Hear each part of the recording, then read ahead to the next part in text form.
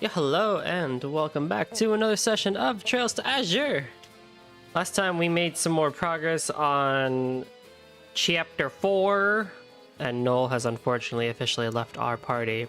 Still not happy about it, but nothing we can do. But today we're finishing up Chapter 4, actually, and that's exciting. Which means maybe within the next couple of streams, we should be done with the game? About? I claim.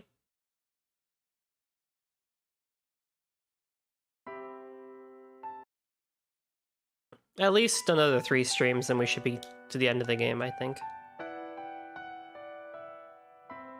Nope. So last time, actually, where we ended on was we beat the Geofront sea monster. Game is quiet today. There we go.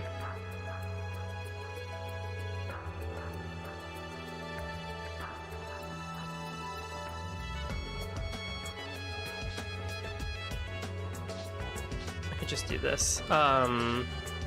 And so that was pretty much the only side quest that we had. There's one hidden side quest, but we don't have the trigger for it yet. So for now, we can just go to the Bracer Guild.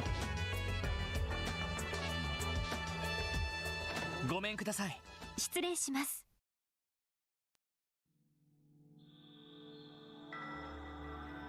あなたたち。いや、ロイドたちか。やれやれ。揃いも揃ってしけた面並べてんな。余計なお世話だ。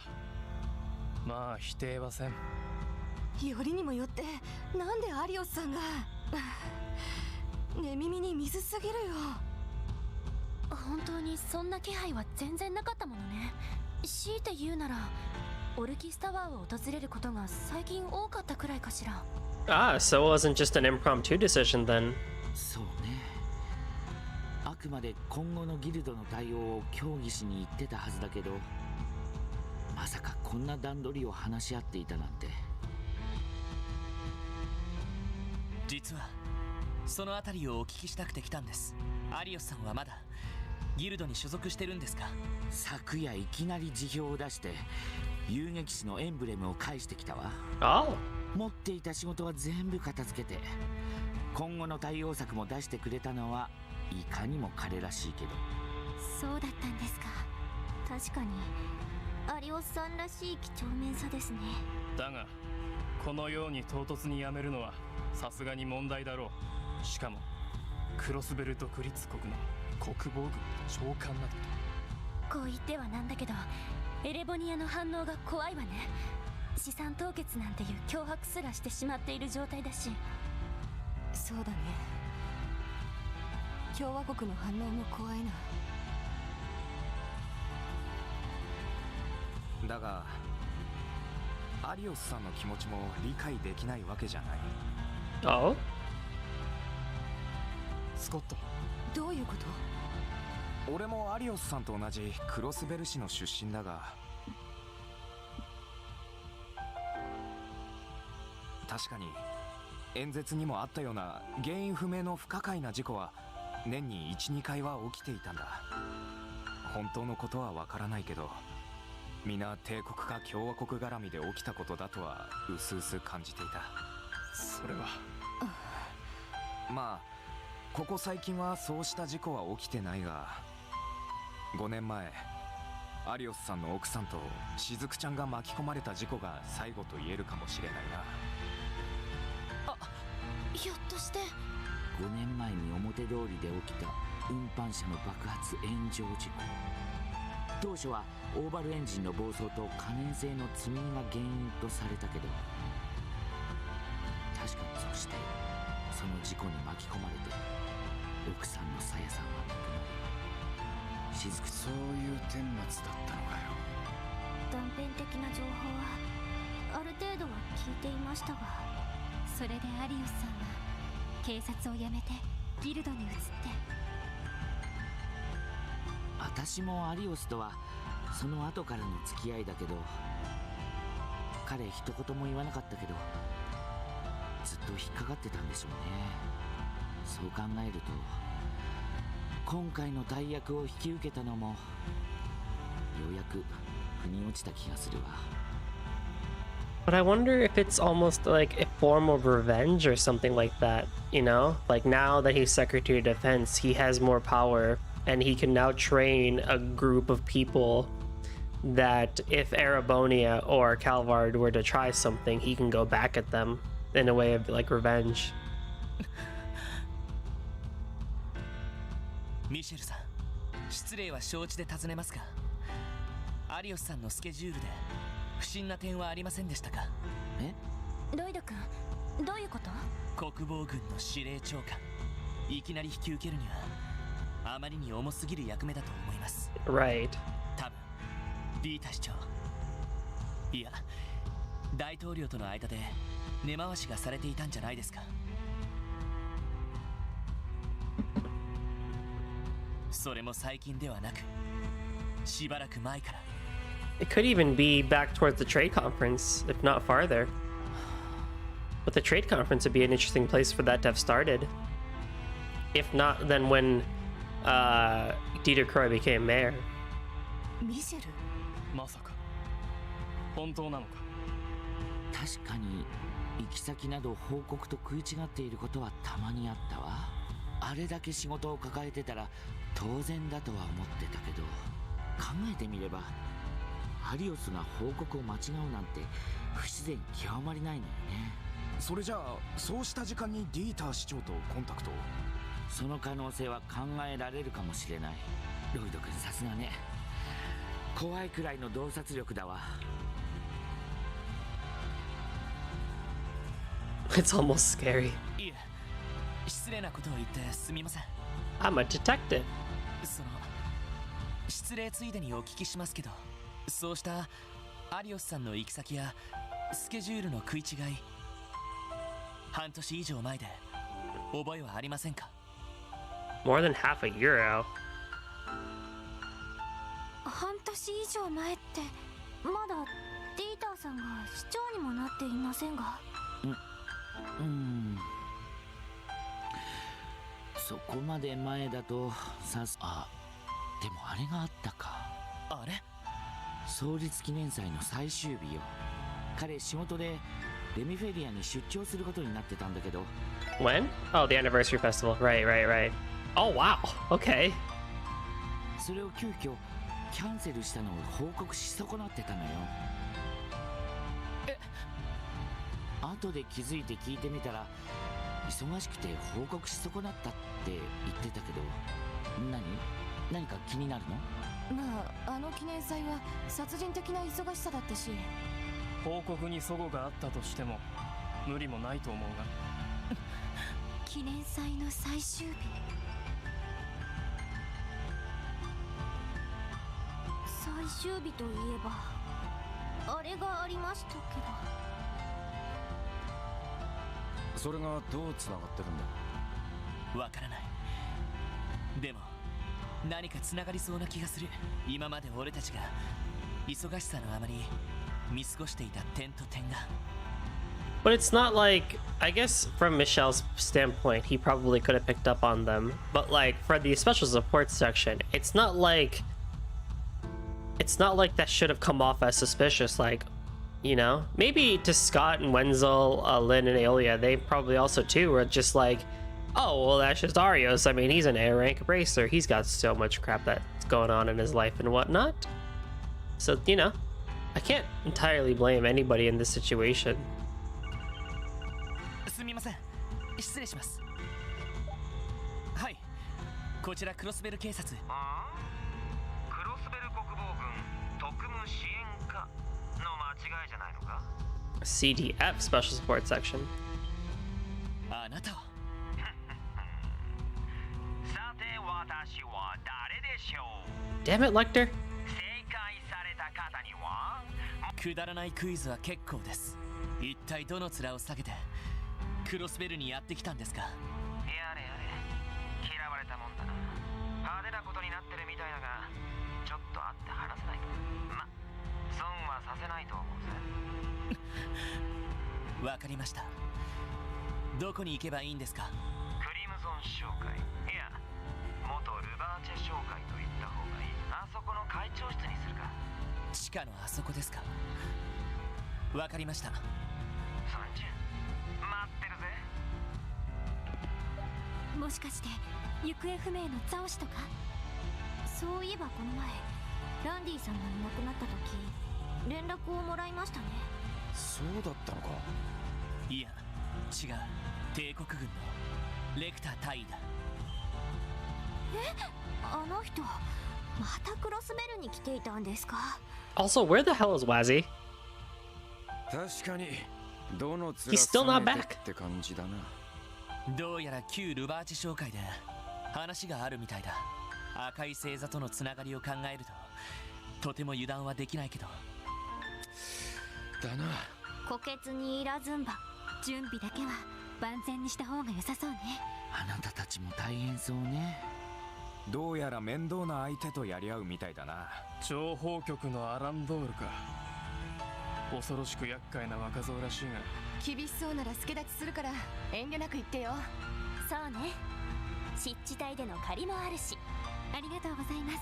手に負えなさそうだったらぜひ力を貸してください。 That was a really cool song, by the way. I love the piano that was going on in there.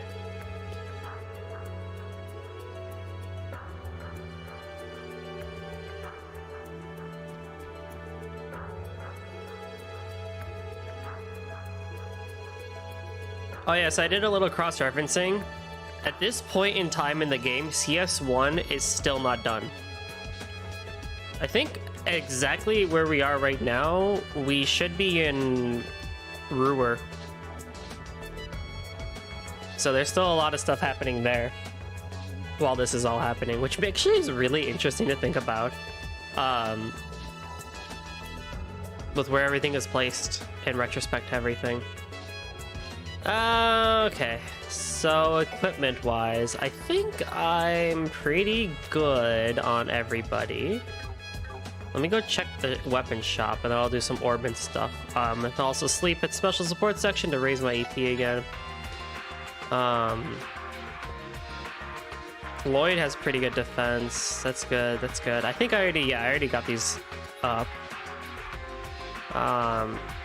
Randy could get the military coat. That would be a nice 80 to 10. Okay.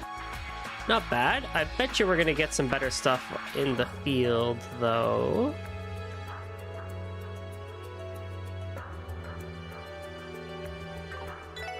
And then if I look at Orbits, I could probably open up a slot too. If anyone doesn't have a slot open. I think Orbment-wise, we're doing pretty good. Lloyd and Ellie are set. Tio is actually really good right now. She's exactly kind of where I want her to be. Especially since she has Atealis and Tealis. But also Terrell too, and a lot of support arts. But she has Silver Thorn, which is exactly kind of what I want going forward, because I don't think, yeah. Lloyd has it too, okay, that's nice. Randy is exactly kind of where we had him last time, and his main priority is accuracy, which is 80%, so he really shouldn't be missing as much as last time. I might actually change out this evasion quartz to something, I don't know what, but like the 15% evasion isn't like, it's nice. Lloyd is only at 30 evasion, and that kind of worries me because I feel like it should be more. Come on. Who can I upgrade? I can finish off. No, I can't finish you off. I can't finish either of you off. Dang it. Okay. Equipment.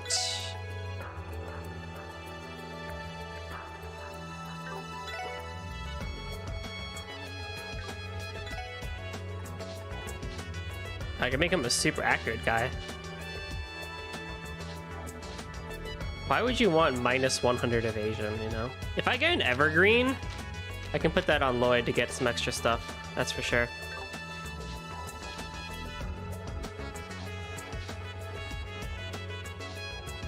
Is that Kate? Looks like Kate. How am I doing on items, actually? Plenty fine on those. I'm really fine on Celestial Bombs. A Zerum Capsule is nice to have on hand.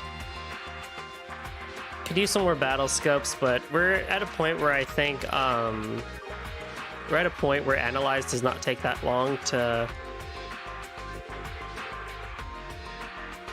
cast.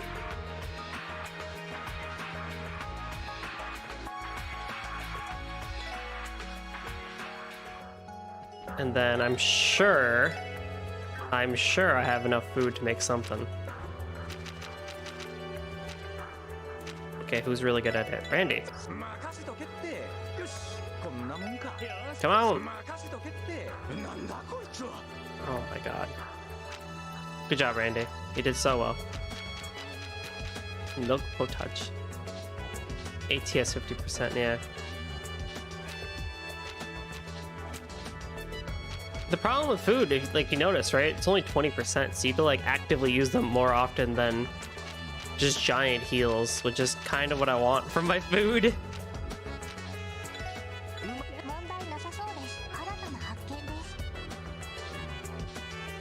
How the heck does a popcorn give you stealth? See, Summer Breeze would be nice, because it's revives and you get 40% of your HP back. Periwinkle Nectar is also good too. Oh, Ellie.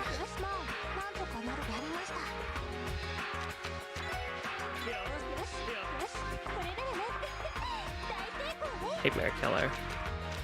I'm missing like 2 recipes actually. It's 3 recipes. That's not bad actually. 4 recipes. That's not bad. That's a lot better than I did last time.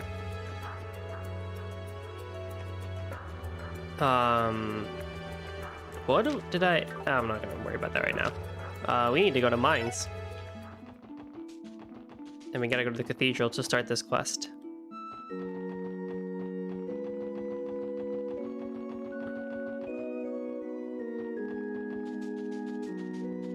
Where is he? There he is. Nielsen. Ah, is that you, Lloyd? This is the grave of Lloyd's older brother. You were here to visit him, weren't you? That's correct. There was something I wanted to talk to Guy about. You wanted to talk to my brother? Yes, I wanted to tell him about the raid, the Declaration of Independence, and President Croy's speech. I wanted Guy to know the feelings in people's hearts and the direction his home is headed. That's why I've been pondering the darkness of the past. Darkness of the past? Do you mean... Yes, I do. I'm referring to the murder of your older brother, Detective Guy Bannings. Excuse me? Guy's death? Where's this coming from? Why now? No, wait. It relates to what's happening in Crossville right now, doesn't it? What exactly is it you know, Nielsen? Lloyd, Special Support Section. If you wouldn't mind, I'd like for us to go somewhere else and have you review that case for me. How does that sound? Alright, if you're willing to, then so are we. Thank you for your cooperation. It just so happens I have the perfect place in mind. Let's head back to the city.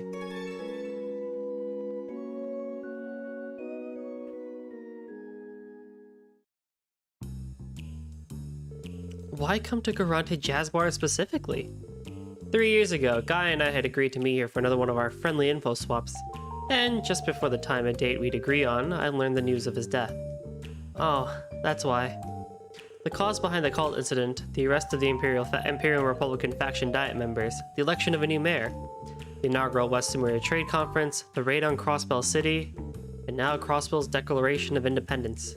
Each of these events may appear solitary, but they are actually intertwined. In other words, they're all pieces of a much larger puzzle. A larger puzzle? Could that be... Yes. If one were to figure out the bigger puzzle in all of this, the rest of the pieces would surely begin to fall into place. By doing so, I believe we'll be able to shed some new light on the murder of Guy Bannings. That is why I proposed this case review. However, I know this could be difficult for you, Lloyd. No, I'm alright. Lloyd? You sure, Lloyd? Don't forget time ain't exactly on our side today. We should get this show on the road, yeah? That's fine with me. Let's begin. We should start by examining the conditions in which Guy's body was discovered. It was a rainy day 3 years ago at Orcus Tower's construction site. Time and death was estimated to be just past dawn, though the body was not found until half a day later. As for the cause of death, it was hemorrhagic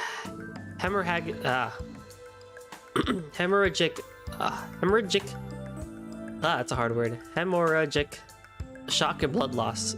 Someone shot him from behind with an orbital gun, straight through the heart. Does all that sound correct?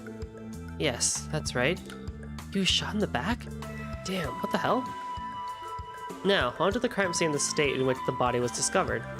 To begin, there were signs of a fierce struggle at the scene. However, only the physical evidence left behind was Guy's body itself. Not only were his favorite tonfas not at the crime scene, but a CPD badge that he proudly wore on his chest was missing as well. It's come to my understanding that his badge was recently discovered. Is it true that it was taken by a member of the Rivace Mafia? Yeah, we found it in Marconi's office and he later confirmed it. The mafioso that took it even confessed to lifting it off his body after the cult incident was resolved. I see. However, that was, as you said, after the fact. As far as eyewitnesses go, there were none. At the time, there was no construction staff on site. The time of day and conditions were also unfavorable. It was a crack of dawn, and there was a thunderstorm at the time. Because of that, there was no reason for anyone to approach the scene, leaving it isolated. To make matters worse, Guy didn't speak with anyone before heading there. No one knew where he was in the hours leading up to the crime. But the, pardon. The badge itself was all scratched up, right? Like slash marked or something. And that is where my trail goes cold. Everything you just heard is all I've been able to gather these last 3 years. So, Lloyd, is there anything you can add? No, I don't think so. You covered everything I knew, too. Nilsson's ability to collect information never ceases to amaze. Yes, even Guy was one of his sources before he passed. That must be why he's taken such a vested interest in his cold case. If you're ready, then let's move on to the case review. If we're to solve the case, then we must carefully consider the potential culprit. The obvious place to start would be to go over the most likely suspects, namely Rivace and the D therefore G cult. Do you think that one of them is likely the culprit, Lloyd? Likely someone from the Mafia, likely someone from the cult, or neither of them? It's probably neither of them, given what we know, because the cult doesn't really exist anymore, but it's not like they had a lot of members even then, too, because of the raid and everything. The Mafia, maybe, but not with how we saw from the badge. No, I don't. It couldn't have been either of them. As far as Rivace goes, and accounting for both Marconi and the mafioso that picked up the badge, Joachim told us that although he arranged for Rivace to kill my brother, they failed to carry it out. Garcia Rossi admitted to Joachim when Marconi tried to take credit. Oh yeah, that too. There's also no evidence to suggest that anyone within the Mafia went behind their backs and carried out the murder. Not only that, but Guy was also already investigating both the Mafia and Joachim. His defenses were up. He would have never put himself in a position where he believed either one of them could strike and take his life. I just can't fathom that would be the case. Gotta agree, chances are slim. Everything we've come to learn about the dude says he wasn't just ballsy. He was a damn good detective too. That is right. I have never been able to accept that he lost to either the Mafia or the cult. I know that just as well as you do. The elements of the case point elsewhere. I thought for years that either being the culprit simply doesn't add up. Now that the cult incident has been resolved, I'd say the odds of either are 0. So, let's move down the list. What are the possibility that he was assassinated by someone from one of the 2 major powers? We should also consider Imperial and Republican faction Diet members, high-ranking government officials, and intelligence officers that have close ties with them. Do you think it's possible that Guy's death was at the hands of someone who matches that description? Highly unlikely, unlikely, or impossible to say. Probably unlikely. No, I don't think that's unlikely. No, I think that's unlikely.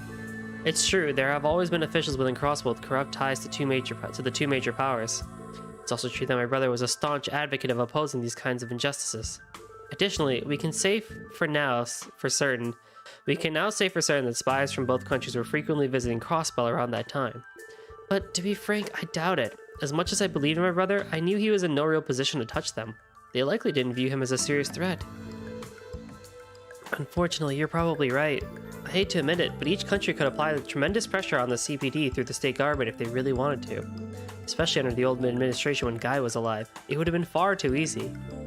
Yeah, it just doesn't fit, no matter how much of a thorn in their side he was. I don't think they would lure him somewhere to kill him. It would simply be too high of a risk when they could have just easily silenced him through politics and bureaucracy. Let's say, and I'm just talking hypotheticals here, that Lloyd's bro was in contact with someone who could off him like that. He still wouldn't walk into an obvious trap. Same deal with the Mafia. I have to agree. Impressive. Those are my thoughts exactly. Then let's consider our final possibilities. You've eliminated a large pool of suspects that have been considered thus far. Tell me, do you think there is someone else who could fit the profile of Guy's killer? Ouroboros, CPD, or someone Guy knew very well? I don't think he was on the Ouroboros' radar for any reason, to be honest with you. And he was one of the more well-liked members of the CPD in the First Division, so... Process of elimination, someone he knew. It had to be someone he knew and trusted. It's the only profile that fits perfectly. Because again, too, it just happened out of the blue of the assassination. What? Are you serious? What makes you say that? Well, first of all, no one claims to have known where my brother was at the time. That leads me to believe he wasn't just going headfirst into danger by himself. Or at least, he didn't think he was. The only reason he wouldn't tell anyone and wouldn't have his guard up is if he was going to see someone he knew and trusted. That's true. Whether Guy was asked to go there or whether the meeting was his idea is impossible to say. But consider the meeting place, an empty construction site. Clearly, whatever the meeting was about, it had to have been important.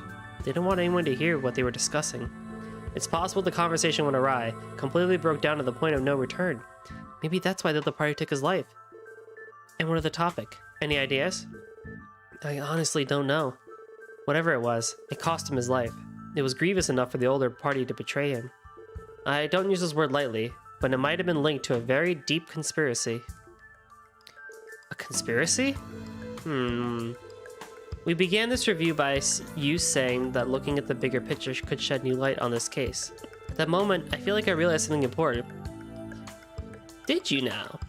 I can't get past the possibility that my brother was investigating some kind of conspiracy. I don't know what it involved. It could have been about D therefore G, the Mafia, or the Empire and the Republic. Maybe it was something else entirely. But whatever it was, the culprit couldn't allow Guy to interfere, and chances are, that conspiracy is still alive and well to this day. Doesn't that sound like the most logical explanation? Something else entirely? And it could have even been an ongoing conspiracy. The killer is still at large, after all. I can't help but be drawn to that conclusion, given that.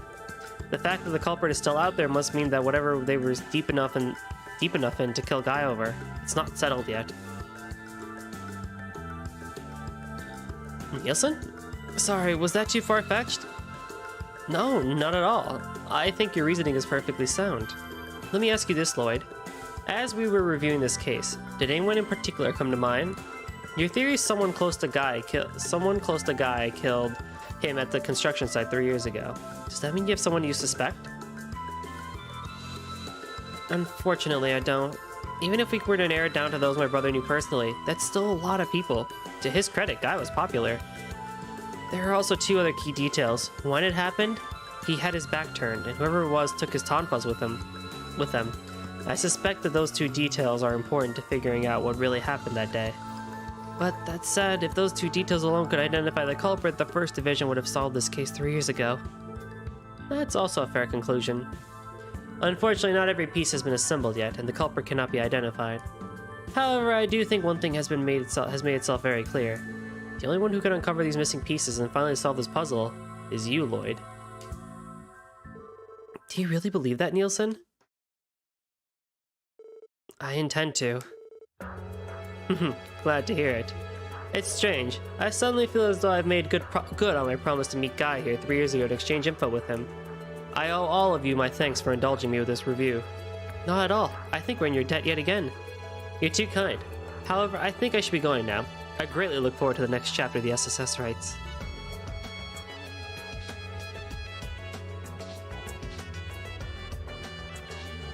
I think Nielsen was looking to help us more than he was hoping that we would help him. He might be onto something, Tio. Keeping his promise to my brother could have been his real goal. I'm glad he and I got to meet. I can't help but agree. I feel ya. Alrighty, I'm fired up now. Let's get back out there. Yeah, next stop, the Dawn's room of the old Rivace building. Let's see what we can drag out of Lecter. Woohoo! I think I can go report that and get money.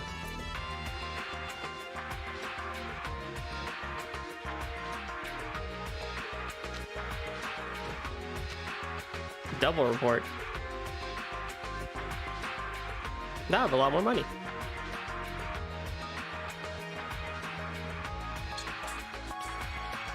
There is actually a, hang on, actually I might buy that thing for Lloyd because it is actually pretty good.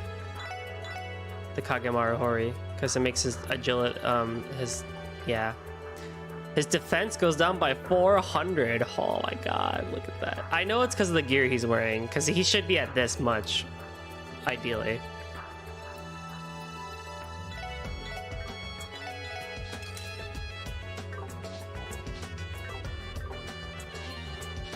Because the Power Suit Z is just a defense beast.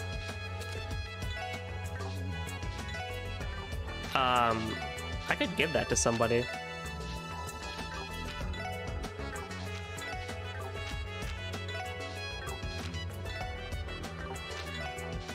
I could give that to you and then you'd never need another thing. What else? What's here?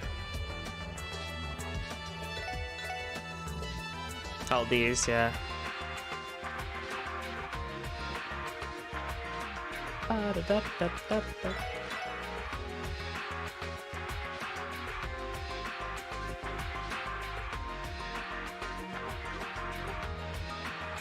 50% evasion is better than nothing.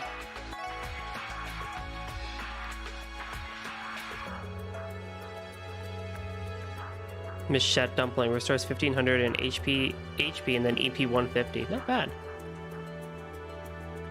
I'd rather just pick up more battle scopes. I keep the rest of my money. I have a couple things to read too, actually. Let me do those real quick. Chapter 10, Path of the High Priestess. The grandfather clock in the parlor struck twice, and Anya quietly crept out of her room. By the light of the moon, she passed through the cafe and slipped out into the chilly night. The previous day, she had ended up drawing one last card to determine when she should make her move. It was the High Priestess, the second arcana, and thus to it. Did I read the last one?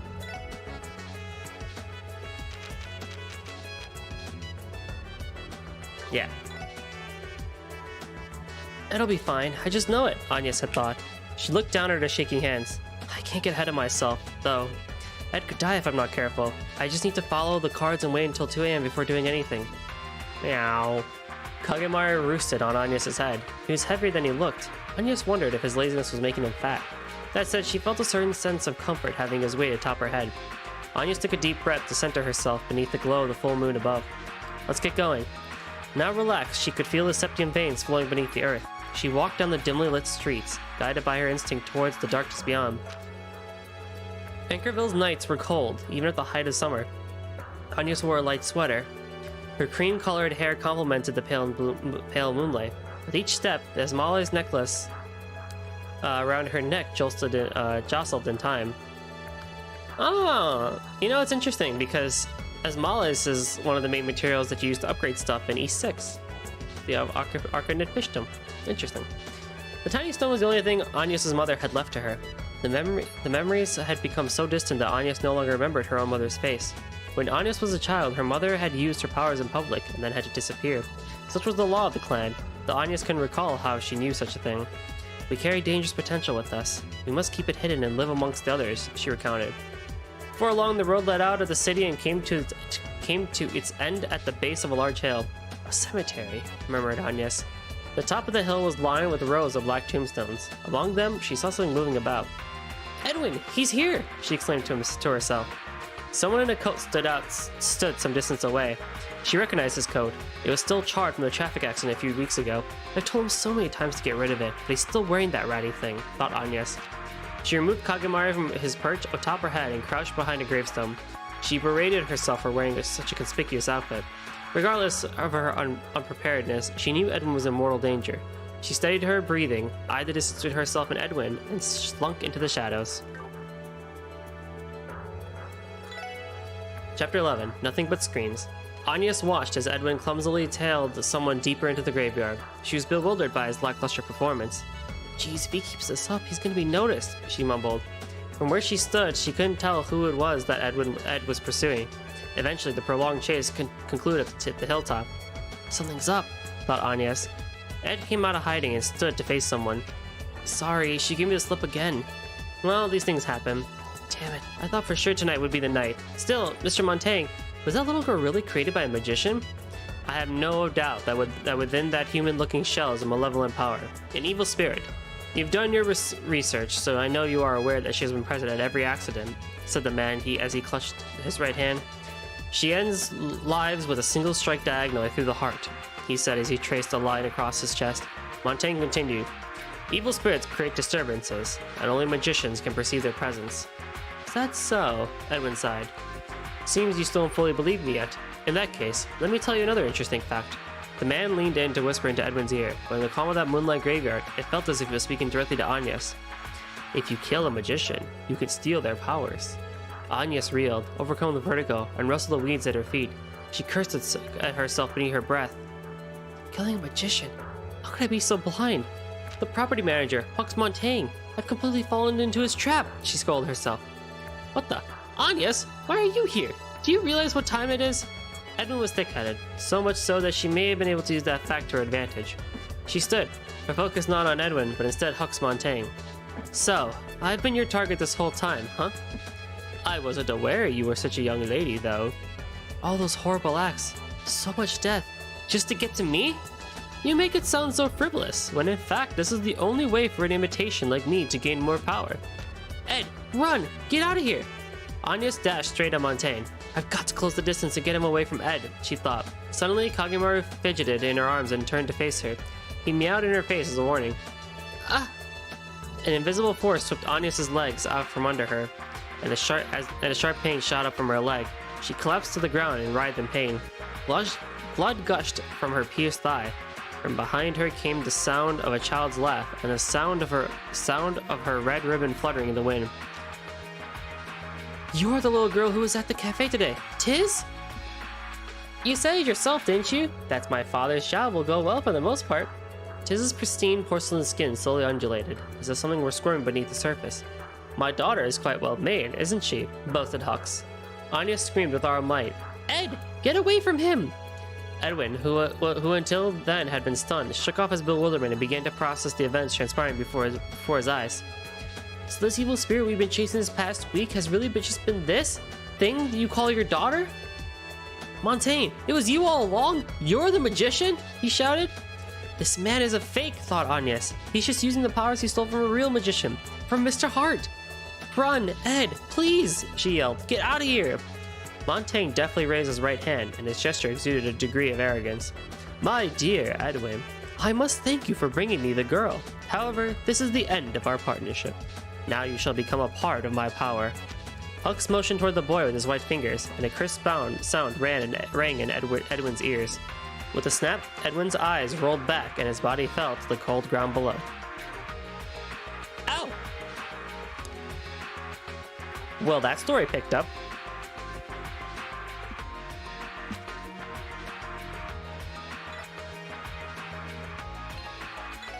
Yeah, that happened.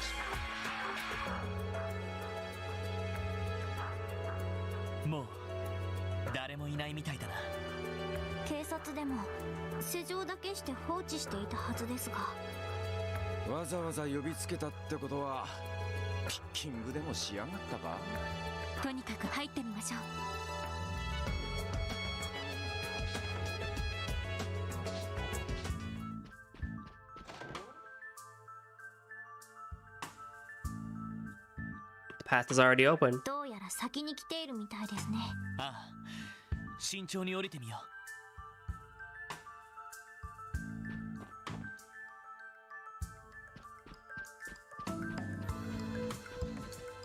No big robot fight this time? Good.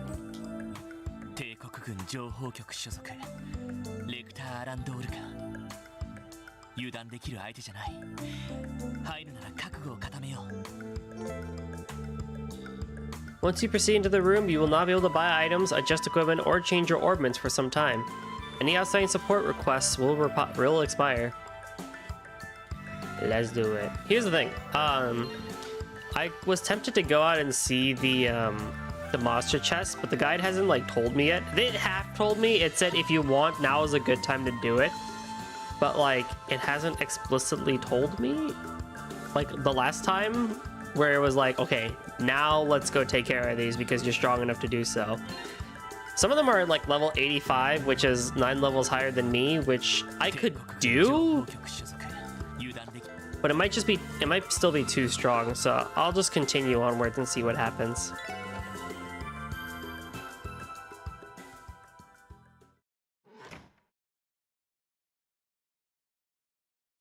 Yo, ご苦労さん。 This fool. どうやら国防軍の連中は引き連れてないみたいだな。だからといってあなたを捕まえるつもりがないと思わない方がいいですよ。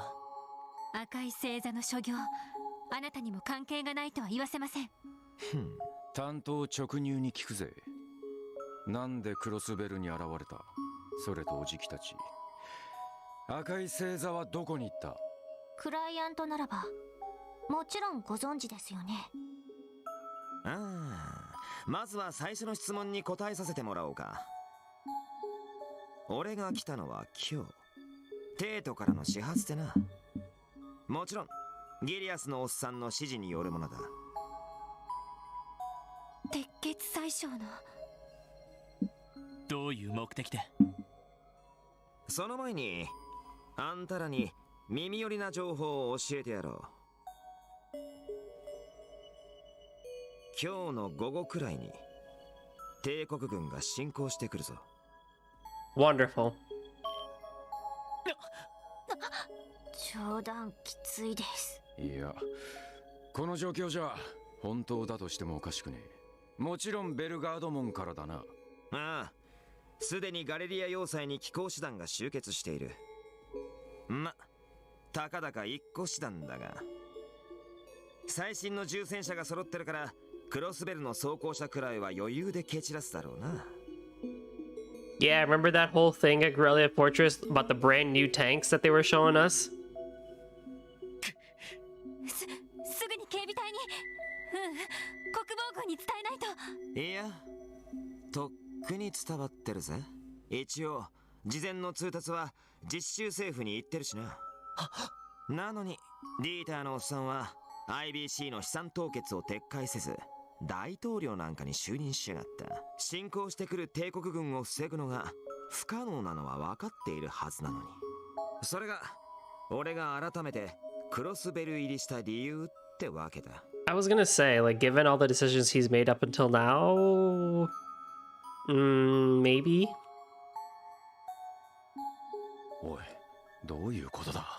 その状況でアリオスのおっさんを国防軍の長官に任命してどうなる？わからない。いくらアリオスさんでも戦車相手に戦えるわけがないし、どう考えても何か切り札があるとしか思えない判断だけど。もしかして共和国と和解して帝国軍への牽制を。もしそうだったら大統領演説で共和国のことまであんな風に非難するはずがないわ。あくまでカルバードとも本気で対決するつもりのはずよ。ええ、そうでしょうね。Who? Oh, Kilika! あなたは。キリカさんじゃないっすか。お久しぶり、アランドール大尉も。遅れてすまなかったわね。ま、俺も来たばかりだし気にしないでくれ。そっちの様子はどうよ。おおむね予想通りの進行ね。現在アルタイル市の郊外に空挺機構師団が展開しているわ。Oh, a pincer attack? Oh god. 共和国軍も。 Why would they not be? 空挺機構師団ってことは戦車と飛行艇の混成部隊かよ。ええ、機動力のある新型戦車とガンシップの組み合わせね。カルバード軍の中でも最高の機動力を誇っているわ。そんな。挟み撃ちということですか？ええ、あなたたちにとっては不本意な事態でしょうけど。でもこの状況になるのは少し考えればわかるはずよ。にもかかわらずディーター・クロイスは一切の妥協なく強硬姿勢に出た。これは一体どういうことかしら。それともう一つ、2番目の質問について大サービスで答えてやろう。2番目？赤い星座の行方か。ああ、答えは簡単。俺たちだって全然知らないんだな、これが。そWow, んな。they really up and disappeared. ここまでぶっちゃけておいて、それはないのでは。クロスベルで暴れた後、契約は終了したってことか。いや、赤い星座は通商会議の時、帝国政府と契約を結んでいた。契約内容は最小の命を狙うテロリストたちの殲滅。それは間違いないですね。ああ、連中もそう言ってたろ。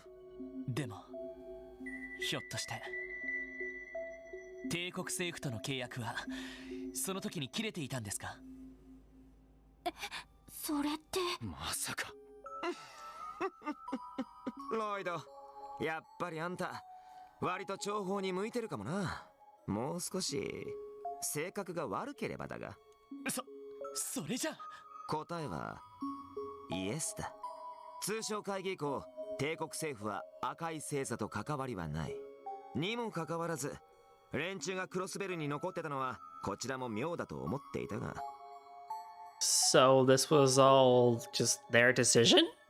まさかあんなことをいきなりぶちかますとはな。そんな。じゃあどうしておじきたちはあんな真似を。まさか結社と新たな契約を結んだとか？いえ、それもおかしな話ね。かつてリベールの異変では彼らは強化傭兵という独自の戦闘部隊を運用していた。もしクロスベルを襲撃するならそういった部隊にさせたでしょう。なるほど。わざわざ外部の傭兵団を雇う必要はないわけですか？そうなると他の候補は絞られてくる。いかにも帝国政府が黒幕と思われるような状況で、クロスベル氏を襲撃させて何らかの得をした勢力、そして最高ランクの傭兵団と長期契約を結べるほどの莫大な資金力を持っている勢力。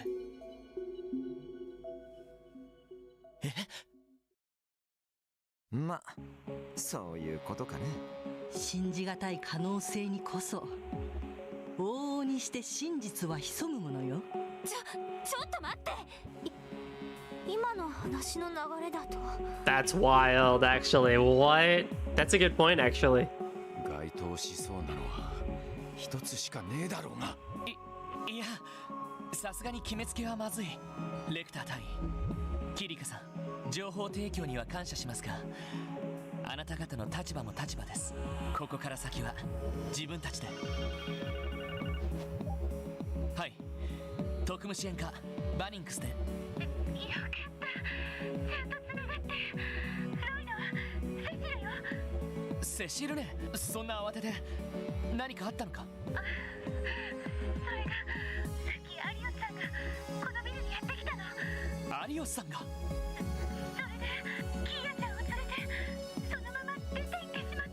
？He what? 私も止めようとしたんだけど、キーヤちゃんがとにかく戻ってこられる。詳しい状況を説明するから。わかった。そのまま待っててくれ。どうしたの？お前すげえ血相だぞ。アリオスさんが支援課に来てキーヤを連れて行った。なんだと？一体どうして？とにかく支援課に戻ろう。キリカさん、レクターさん、俺たちはこれで失礼します。ええ、気をつけて。ま、頑張れよな。やっぱあの嬢ちゃんが全ての鍵だったかな。間に合うと思うか。そうね。多分難しいでしょう。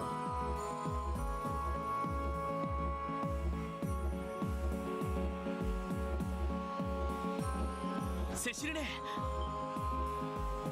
ロイド、それでキアはアリオスさんに連れて行かれたそうですが、あの白い制服を着たアリオスさんが一人で来て、迎えに来たって声をかけたら、キーヤちゃんもうなずいて。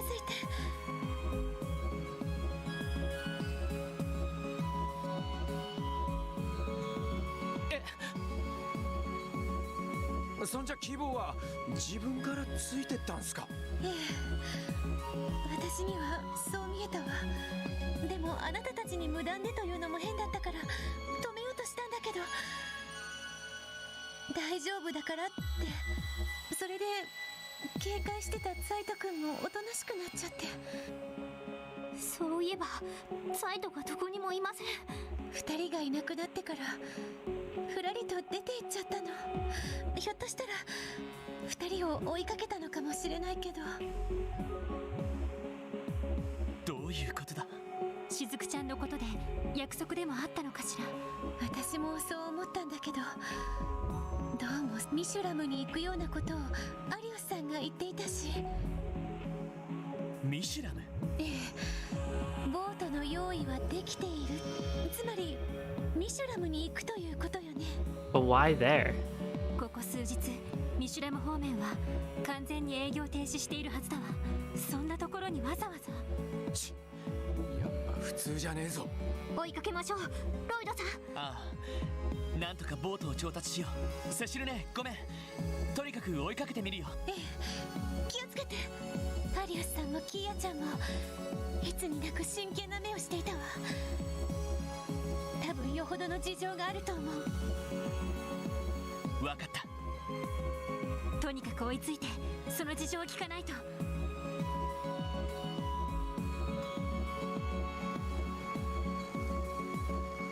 Oh man, where's Noel?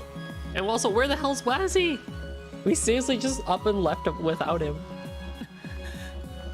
Like, Noel makes sense. We miss her for driving, but like, we seriously don't give a shit about Wazzy? なんとか警察のボートを確保できたのは良かったけど、どうやらミシュラムは完全に封鎖されたそうですね。テーマパークや各種ショップの常駐スタッフも退去したとか。例の湿地帯に向かった可能性もあったが、俺は間違いなくミシュラムが正解だろうな。エリー、マリアベルさんとは連絡が取れなかったのか？ええ、ここ数日なかなか捕まらなくって、 IBC ビル爆破の後始末で忙しかったみたいだけど。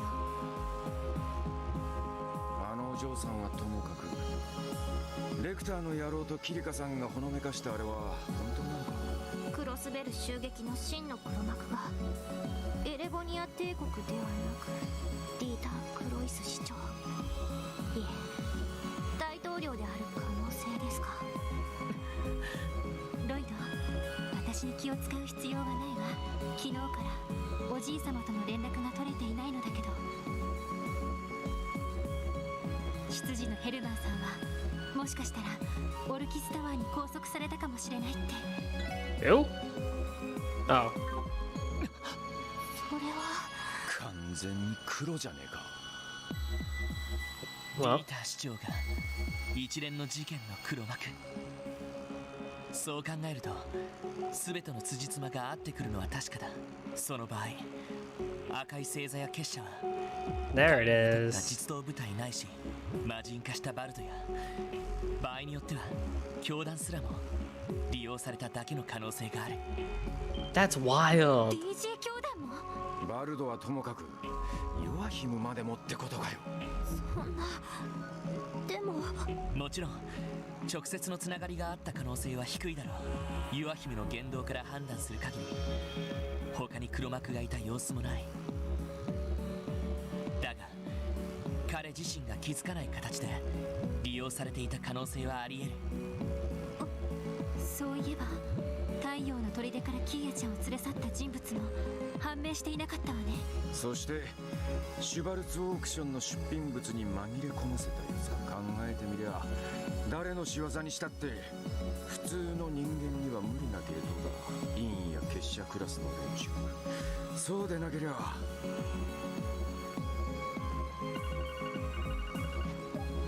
はい、特務支援課ロイドです。よっしゃ、繋がったか。キヨにも聞かせたいからスピーカーモードにしてくれよ。夜中。分かった、すぐに切り替える。ヨナ、どうしたんですか？どうしたもこうしたもないって。クロスベルの動力ネットだけど、とんでもない化け物が潜んでるぞ。化け物？どういうこと？最初はネットワークの周辺に変なデータ構造体を見つけたんだ。意味不明な配列だったから単なるゴミかと思ってたけど、よくよく調べてみたら例の結社が使っていたコードを進化させたものが使われてたんだ。アストラルコード、つまり結社が仕掛けた何らかのトラップですか？いや、日付を見る限り5年近く前からのものだ。確か動力ネットが導入されたのもそのあたりじゃなかったか？ええ、確かに。動力ネットの導入を自治州政府に提案したのは IBC グループ。その結果、財団の技術が導入され IBC も深く関わってきた。それこそネットワークの基幹部分を知り尽くしているくらいに。 And the head of the IBC is Dieter Croy. Whoa. おいおい。ってことはヨナ、その化け物とは何なんだ。そいつのせいで何が起きる？それは解析中だけど、ただ動力ネットの全領域を覆い尽くすような巨大なシステムなのは確かだ。しかもそれと連動するようにリアルなシステムも用意されてるみたいだぜ。リアルな？リアルということは動力ネットの世界ではなく、あ、ジオフロントの全区画、それとオルキスタワーを結んでミシュラム方面までつなげる仕掛けが構築されてるみたいだ。ミシュラム？その名前が出るかよ。とにかく解析できたらまた連絡する。Freaking Ouroboros discovered Wi-Fi, it seems. 何してんのか知んねえけど、せいぜい気をつけろよな。おいおい、つながりすぎじゃねえか。どんな目的のシステムかは現時点では分かりませんが、財団や結社以外でそれだけの巨大なシステムを構築できる人間がいるとすれば。今はこのままミシュラムを目指そう。キーヤもアリオスさんも全ての答えが待っているはずだ。 That's wild. Interesting that they would use that. That's the twist that would happen. But where's Wazzy?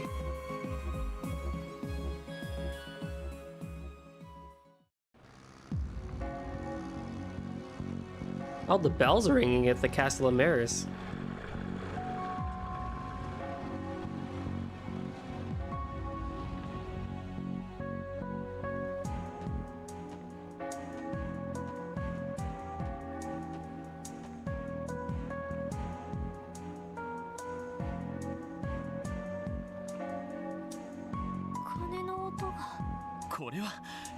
鏡の城の最上階にあった。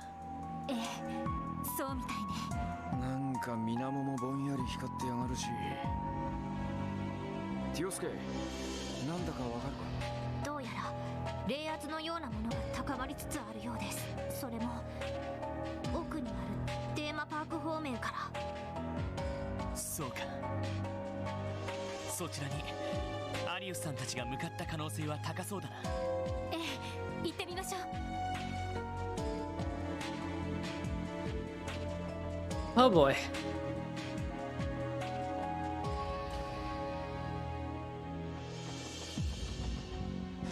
Is there anyone even here?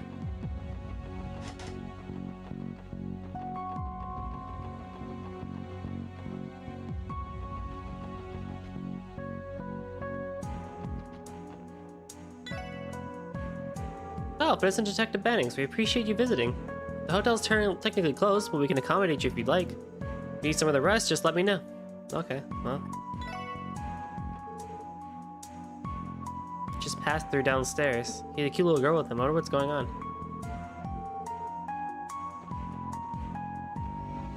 Why, hello. Wait, is she the fortune teller from the theme park? Those things spread out in front of her look like tarot cards. Be wary. You continue to walk the path ahead. Many hardships await. The heck are you talking about? The cards are being rather mischievous today. Let's see what they say. You advance further, then prepare for the worst case scenario. Though you will face hardships, will it allow you to protect what is most important to you? That will depend on the cards. Not on the cards, but on yourselves. I'm not sure if I buy any of this, but I'll keep it in mind. That is enough. I wish you the best of luck. That is a cool little thing.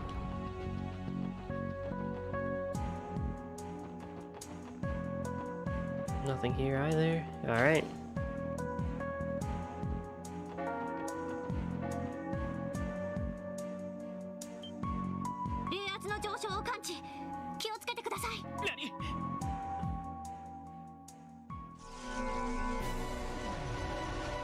Oh no! 湿地帯に現れた化け物かよ。上位山属性の発動も確認しました。迷ってる暇はない。迎撃するぞ。あいさ。了解よ。It's a big boy. 大型の電子体を確認。現状です。 Well, that's a nice start. Do I gotta scan you again? Why do I have to scan you again? That's stupid.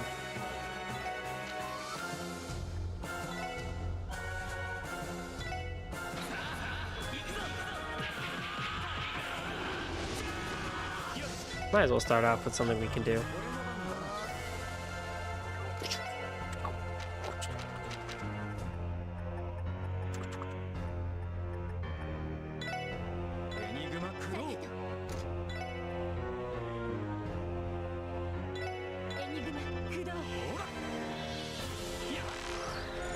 Space and time, and the only things we can do is stat downs.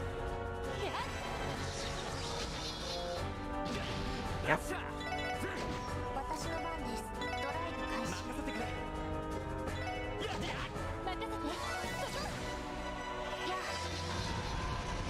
Oh, his A defense went down? Perfection.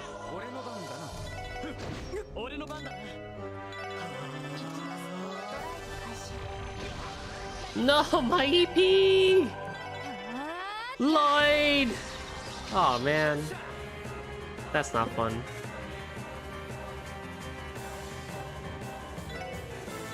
Smack. Can I come back?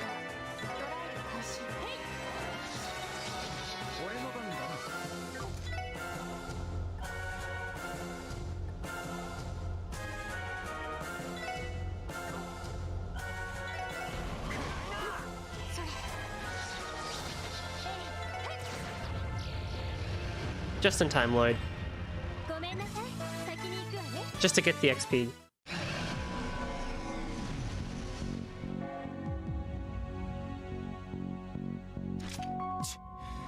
なんでこんな場所に幻獣が現れやがったんだ。わかりません。ですが、この冷圧の高まりと関係していると思います。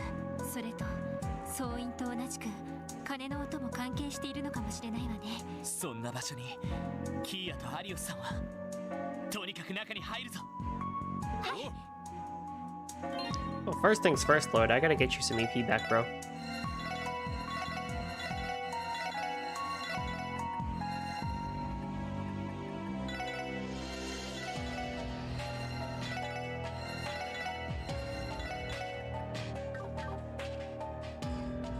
Yeah, that'll do.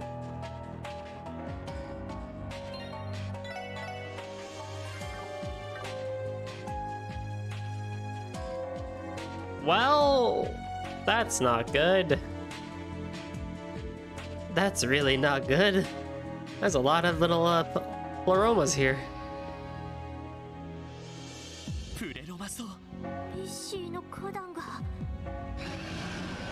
Tio, now is not the time. Oh no, it's you! Again! ぶちのめすぞ。I think this one was actually pretty easy. This one wasn't that hard.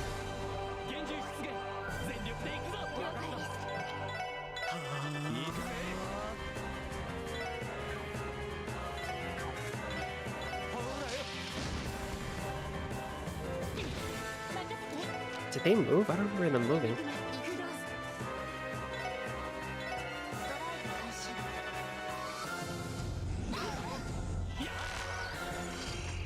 Space. Okay. Space as well.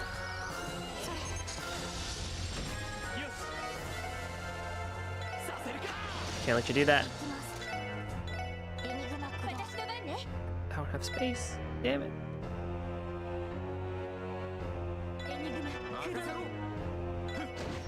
Smack.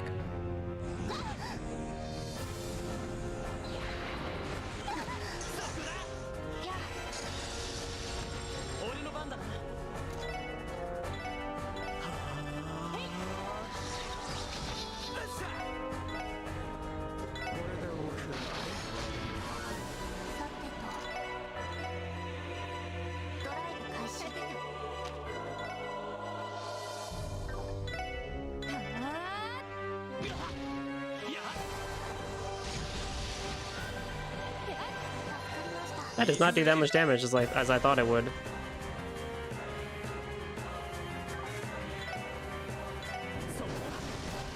One down.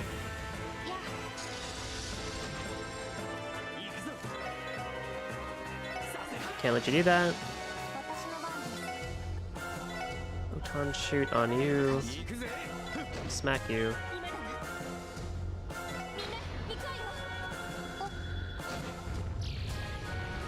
Hell yeah. Smack you. Smack you. Yeah, that one was actually pretty easy even last time. I learned Call to Surrender. Teal's Absolute Zero became Absolute Zero too. Oh. I wonder what Call to Surrender means. 前にこの場所で結社のカンパネルラと遭遇したけど考えてみればキーヤもちょうどこの先で本当に何があるのかしら考えても仕方ねえ行ってみるしかねえだろ Call Surrender. Oh.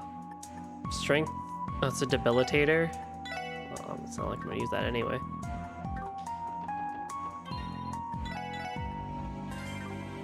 Can we go to the other places? No. Okay, fine. Onwards to the castle, I guess. Ooh! Well, the castle is glowing.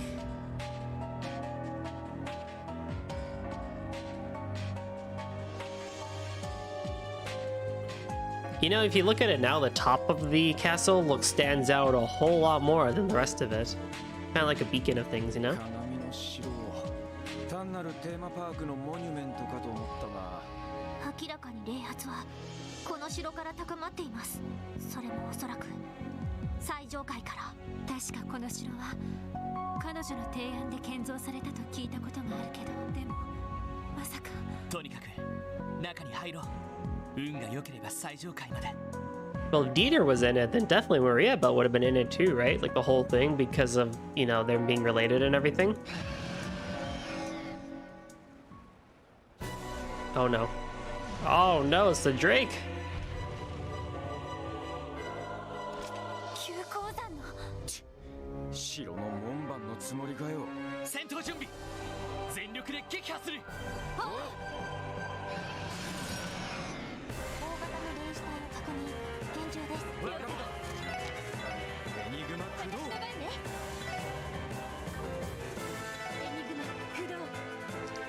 You know, I should have done some stat increases. That's okay. Earth and Mirage. Yeah, that's what I thought. Yeah, that's good.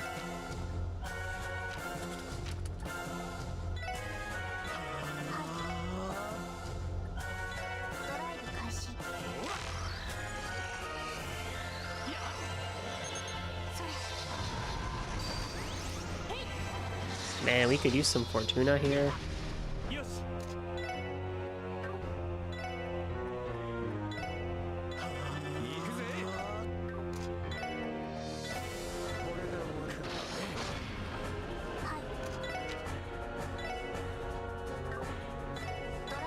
I don't think Ellie has yet. That's why Ellie doesn't have Fortuna.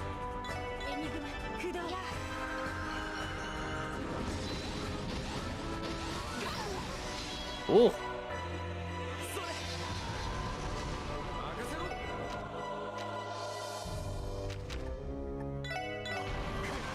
Smack.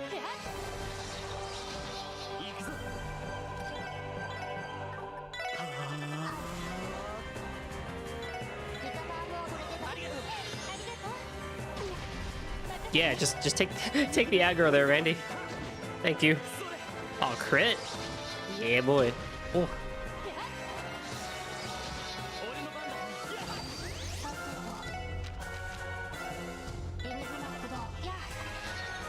Got you, bro.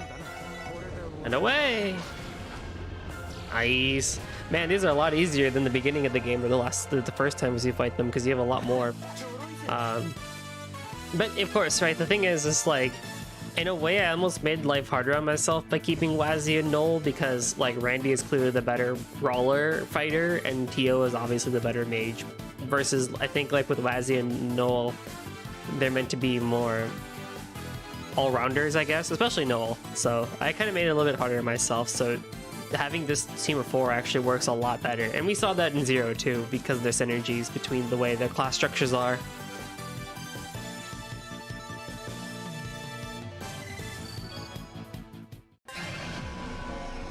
Spell any monster. Cool. What was that?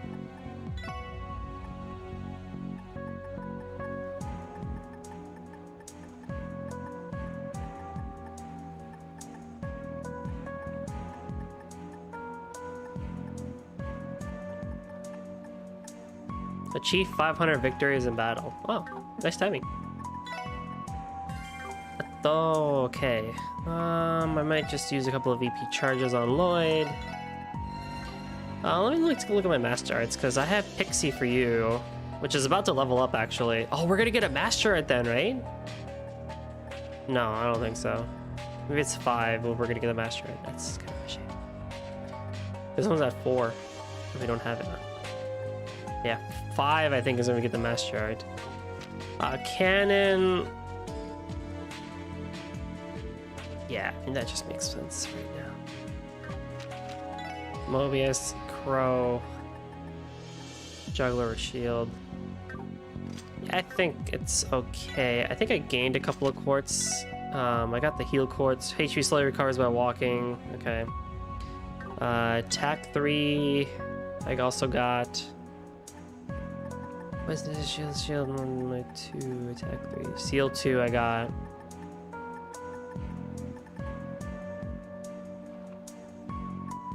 I don't think I got anything else that's helpful right now. Scent of 8, 2, Cut 2. Scent is 4, 2, 2. If I put Mute 2, I get Genesis Flood. But I lose a few things. I get Quake. Gorgon Breath if I put Defense 2. Genesis Flood. Gets a lot of things here. What else do we get?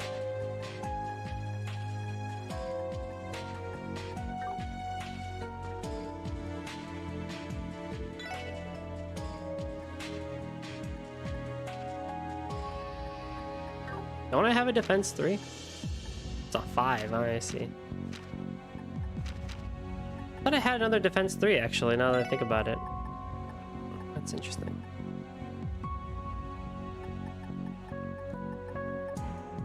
Poison 2.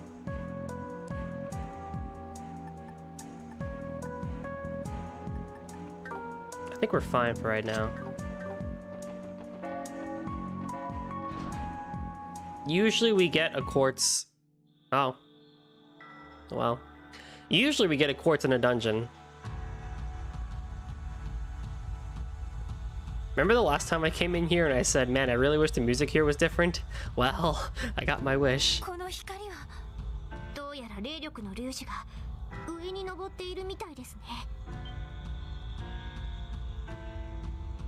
正面の入り口が。ああ、塞がってやがるな。代わりに左右に入り口が現れてやがる。何度か来たことがあったけど、あんな仕掛けがあったなんて。これも彼女の仕業。奥の方から奇妙な可動音も聞こえます。進むのなら警戒は必要かと。とにかく何としても最上階にたどり着くしかない。アリオスさんを問い詰め、キーヤを取り戻すためにも。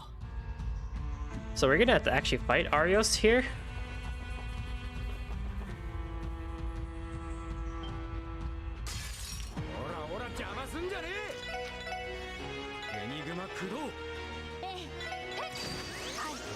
Okay.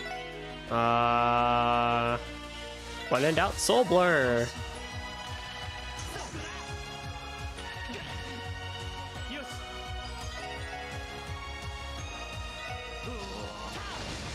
They're not that strong. Ooh, so close. Mirage is actually better.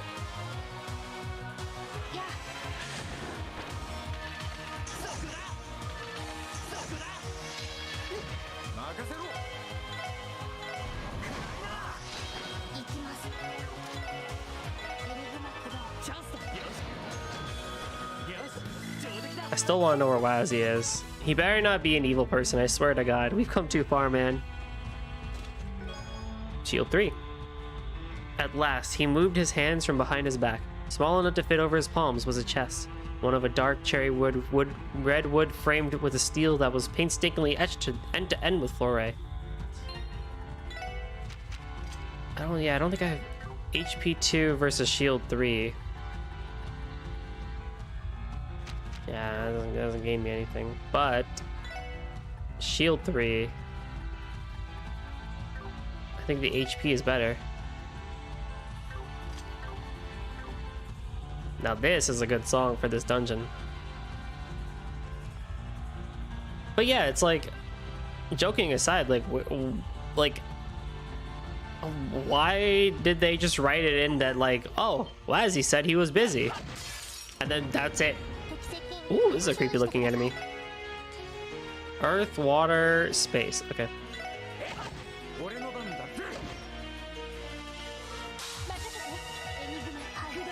Doesn't matter. Wow. And then, like, during this entire time, like, we haven't called him. They might have said it and, like, that no one could get a hold of him, but at the same time, like, it's just bugging me. Oh, no, no, no, these enemies are paying the freak. Oh, there's only one of them, thank God. These Star Guardians, oh my God, they're back. All right, let me finish my point before I complain about Star Guardians. But yeah, it's just weird to me that, like, we went through all this, Wazzy appears to just be busy, and, like, we're like, okay, cool. We do all of this, and, like, not once have we, at this point, have we been like, yeah, where's Wazzy? Let's bring him along. Like, what? The Star Guardians were a type of enemy that you fought when you did Star Doors back in Sky the Third, and boy, they can be annoying when they are in large numbers. Guardian of the Star heals those who attack it, but when its HP gets low, starts to get low, yeah, it is a pain in the butt.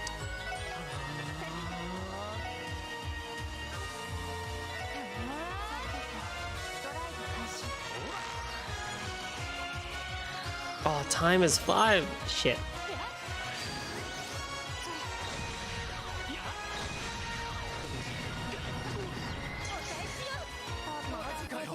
And yeah, that's what happens.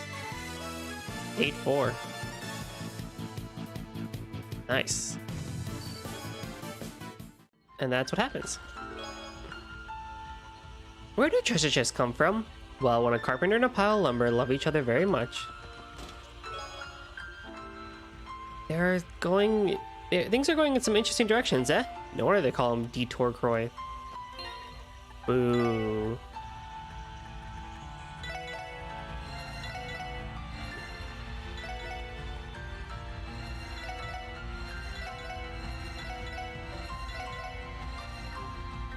Yeah, Star Guardians can turn the tide of a battle in all of 1 second. And if they're there in big numbers, you have to be very careful with them. That's kind of cool they brought them back, but oh boy. they're back. Did we not analyze you?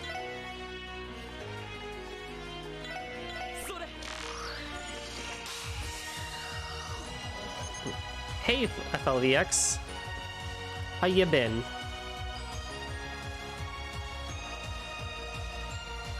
I think this, I need CP. Lo and behold, Randy needs CP. Oh, dang.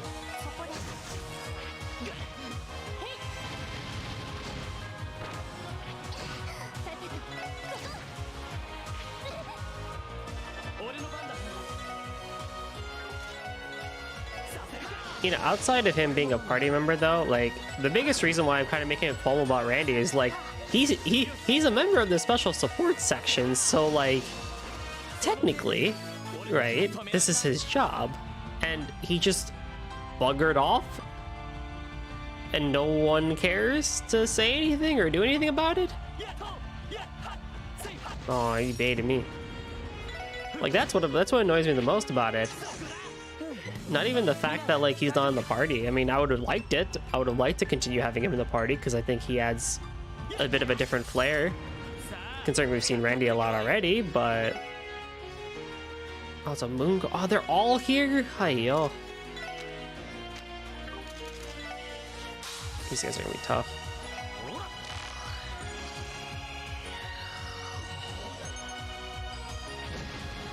Thank God for that.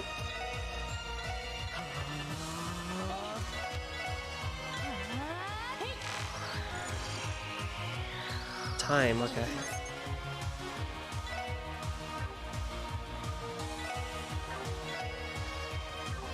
Let me photon shoot you. Oh, he soul blurred me. Dang. No!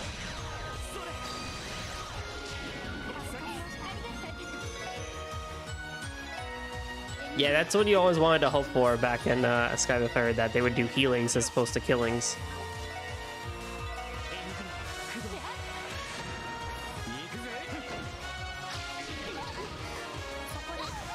Well.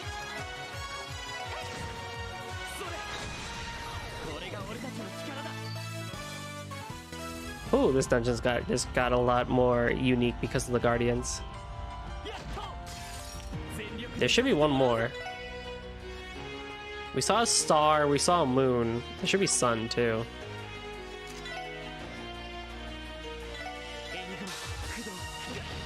Ow.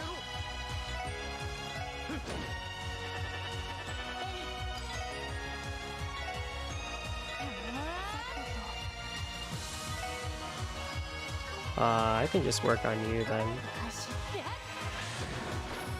Cool. Eek.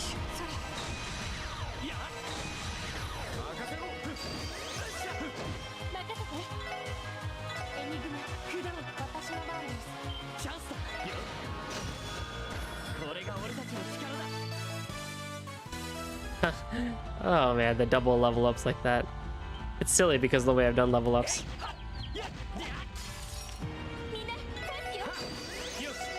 Yeah, these little guys are gonna run away from me now because we are way too strong.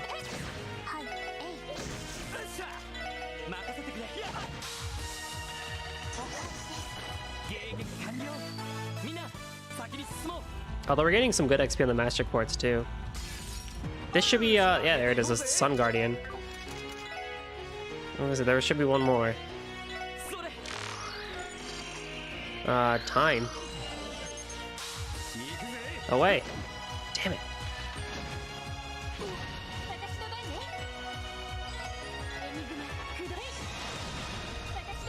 Another rush. Oh, well, don't mind if I do.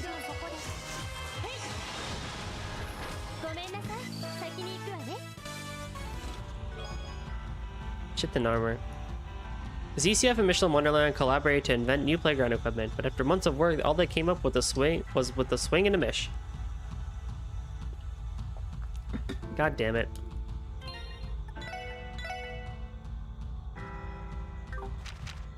Wow, Randy, maybe I got the thing for you. It only kills your 8 defense by 5? Heck yeah, bro.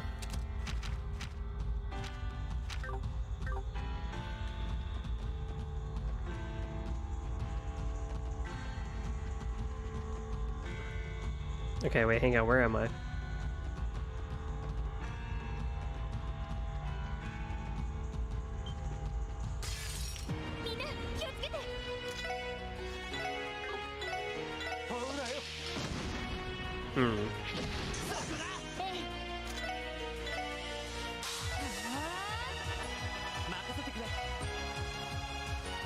Well, unfortunately, you resist death blows. So that's not gonna help you.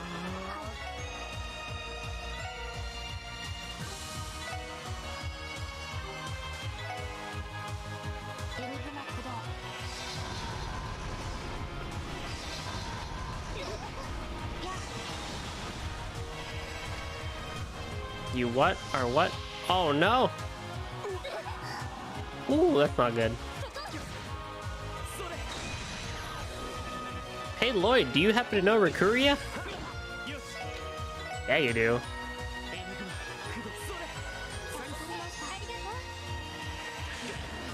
Damn it! And then I just get banished. Make it count, everybody! Lloyd brought you back from the depths of confusion. Oh man.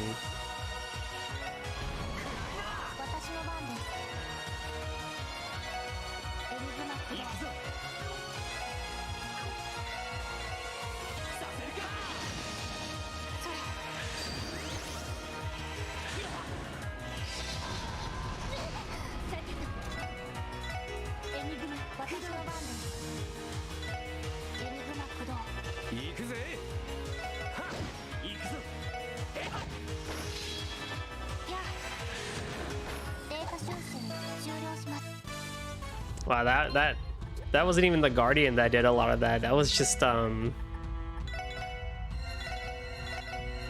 whatever those enemies are called that did a lot of that damage on me.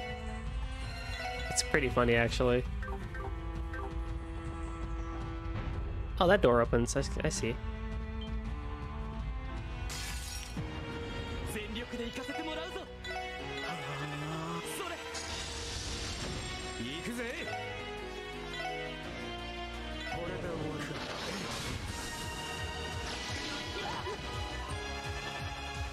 God damn it!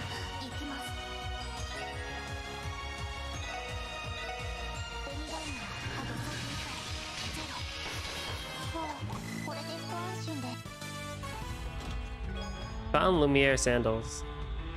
Genevieve recognized the craftsmanship right away. No one held the same love for carpentry as her one and only Jubilee. As she made to snatch it from Cyril's hands, he raised it over his head. I realize I could probably equip non-confusion stuff, but where's the fun in that? Come on. Yes. Yes. Yes. Good. There we go.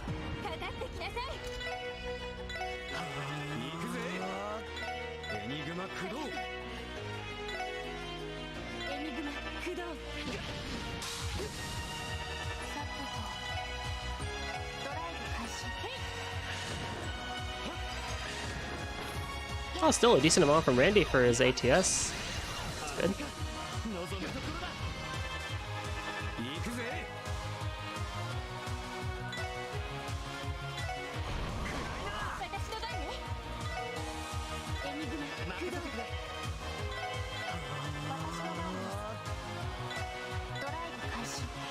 Oh no. Oh no, no, no, no, no, no, no, no. Aww. Well, at least it was Randy.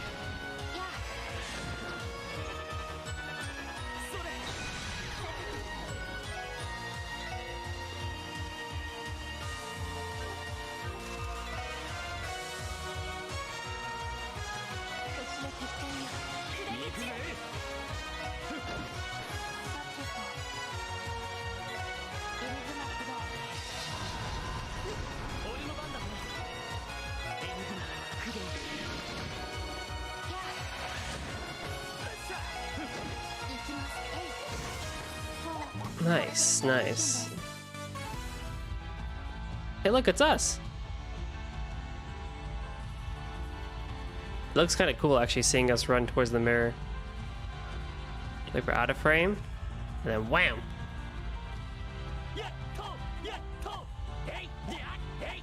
Mirrors are cool in video games.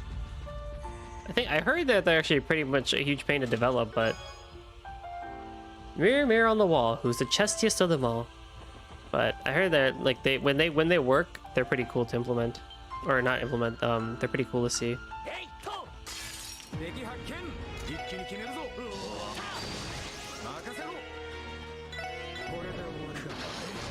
Randy, why?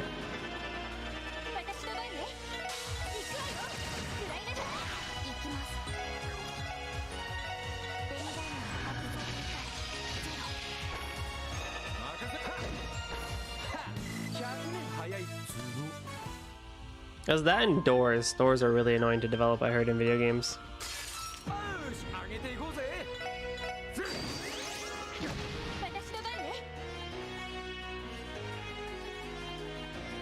I believe it.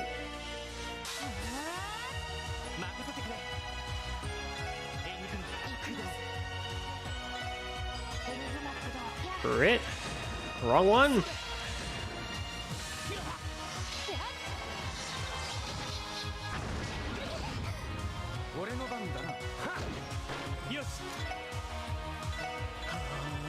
Hey Takada.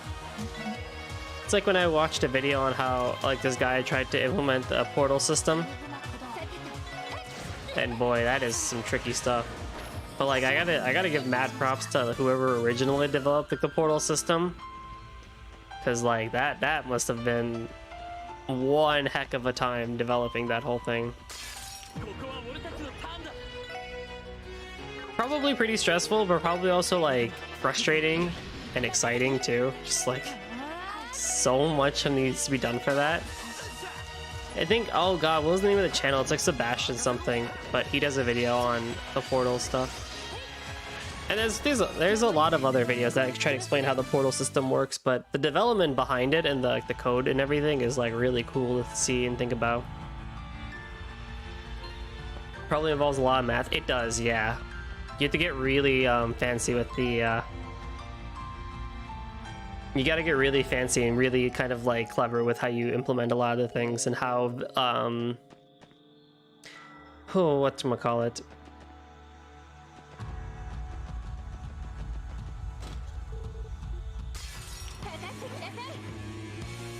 like the visible, like, you know, like your point of view and vectors are all like mirage.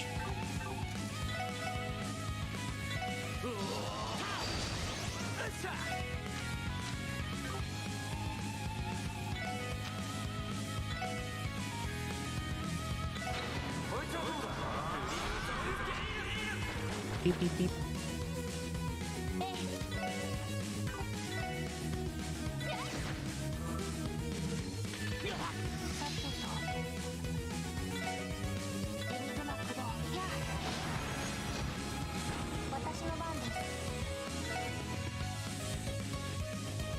I'm sure everyone has seen in the recommended the clever algorithm of inverse square root from Quake.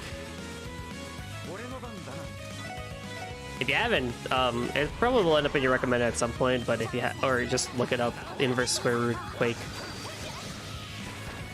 That, literally, if there was a definition for magic, that would be it. It's weird math, but like to see it initially and then see it explained to you and then kind of see it again is like, damn, that's... You gotta be on some real like drugs or something. Not drugs, but like you gotta be on some like mental drugs to like kind of be able to like just come up with that. At the end of the day, right? At the end of the day, all this is just mathematics and high level mathematics that a lot of us probably haven't taken or, you know, researched into. But once you get into that world of like linear algebra, higher order calculus, and like, you know, stuff, there's a lot of cool tricks and stuff like that I've heard you can do when it comes to these sorts of things. Arkansas tried to recruit me as a stage prop, but I hate being boxed into only one kind of role. Ha ha ha. Dragon Vision. Automatically analyzes... Okay, I don't need that. I probably need it for the Sepith, but I don't really need it.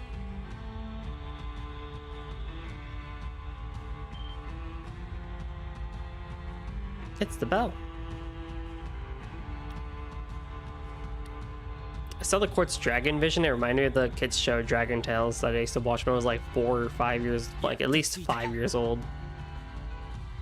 It's called Dragon Tales, right? Or was it Dragonland? No, it was Dragon Tales. They went to Dragonland because they had to make a wish on the dragon scale, and then they got teleported to Dragonland.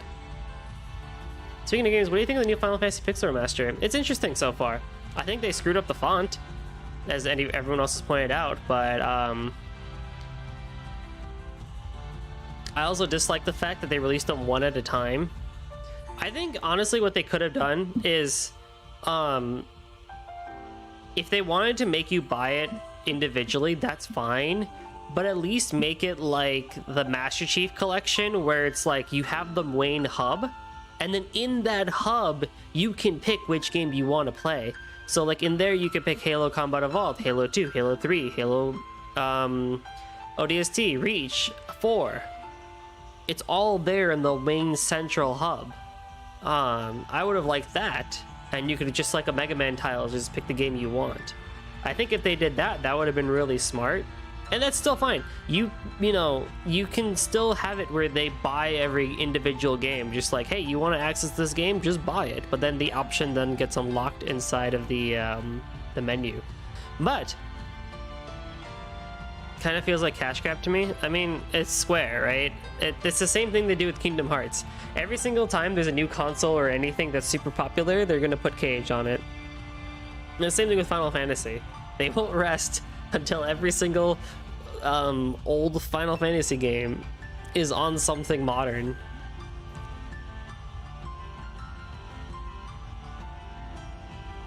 Which I think for like, isn't it the case that like the PSP version of like 3 and 4 are the better versions to play anyway? Like, is that the version that made it onto the Pixel Remaster, or like what's the deal with that? Like, weren't there already pretty good versions of every single one of these games that had all the extra content and everything? So like, it's just kind of a weird thing. I mean, how much are they charging for like Final Fantasy? I don't know what the prices are. How much are they charging? Do you know? Like, if they're charging anything more than like $5 to $10, then like, yeah, it's absolutely a cash grab. I say as I might eventually actually pick it up one day. Like, at least a couple of them. I think it'd be cool to go through the Final Fantasy series on this channel in the near future. Like, from start, Final Fantasy 1, 2, 3, 4, 5. $10, I think? Okay.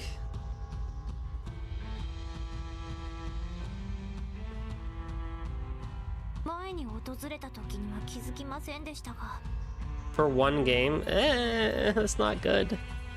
That's not good.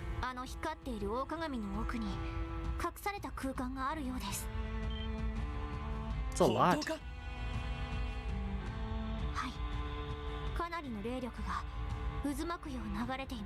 Not for Final Fantasy 1, 2, 3, 4.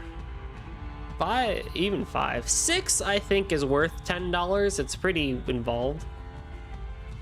We're stating something like the Dragon Quest 3 remake where it's styled like Octopath Travel. If they did something of that nature, I would absolutely pay $10, $15, $20 if they actually put effort into it. I agree.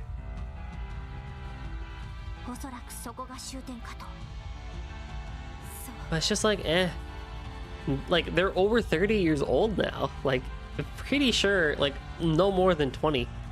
Well, no more than, like, I think even 6 is like, what, 12 or 20 years old, right? Just emulate them, or find the good versions and emulate those. Like, why do you need to do this, Square? They make weird decisions, and yet they're still one of my favorite kind of like companies to follow in terms of video games.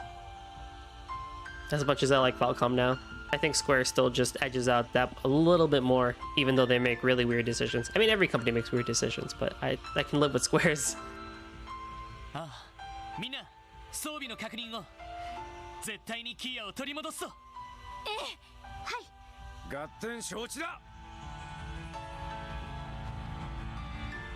Okay. There's another door here, actually. You can pick up a...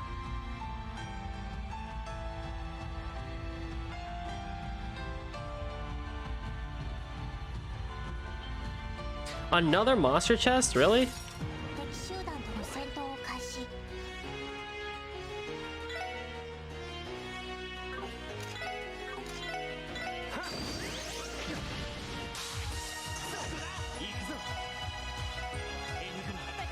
I mean, that's okay, because there's a orphan station right outside.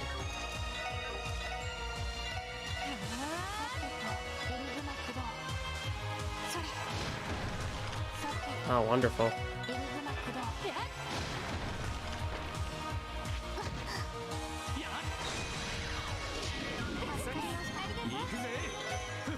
Cool.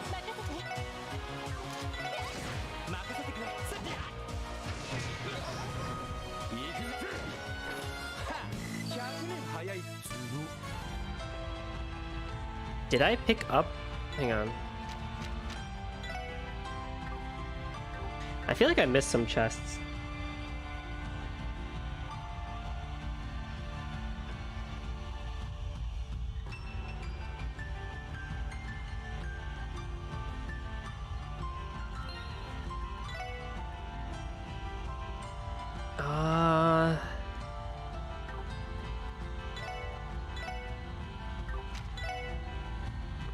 No, I just never equipped it. Ah, that's funny.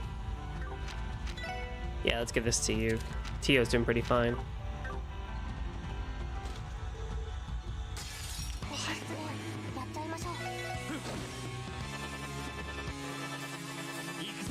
Oh boy.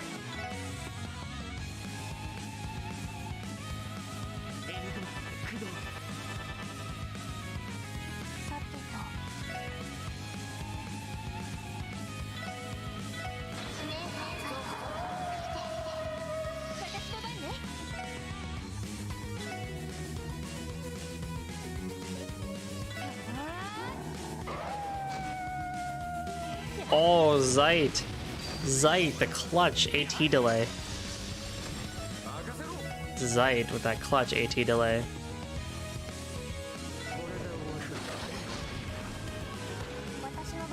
Really, none of them died in there?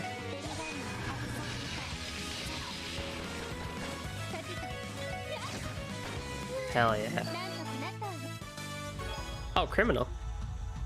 Are you back because you thought I was bootyful? No. Maybe. Offensive arts deal critical damage, 30% chance. Yeah, that's a pretty good one if you want time arts especially. I think we're good actually where we are. Randy has Chevalier, right? Yeah, physical attacks gives HP stronger than HP less HP you have, yeah.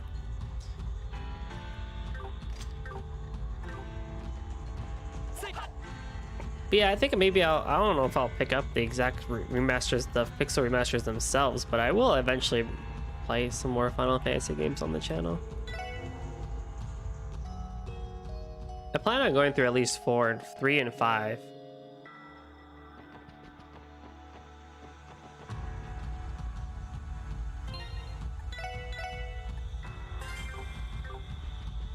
So we have to go through the mirror. Hey Blubba, you made it! You're still on the opposite side of the world?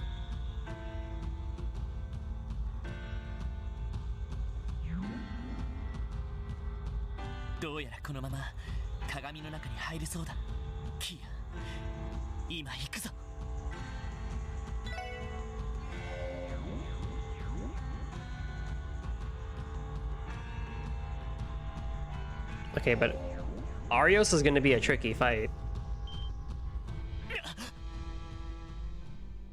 Also, what in the world is this room? Oi, oi. Maria Bell?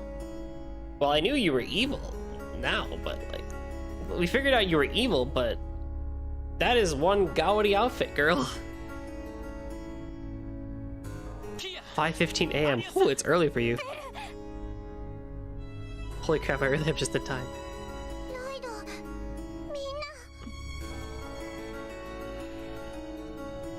Oh, secretary hours.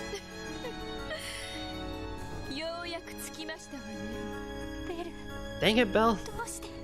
You were suspicious ever since the end of the intermission. God, the whole Croy family is fucked up.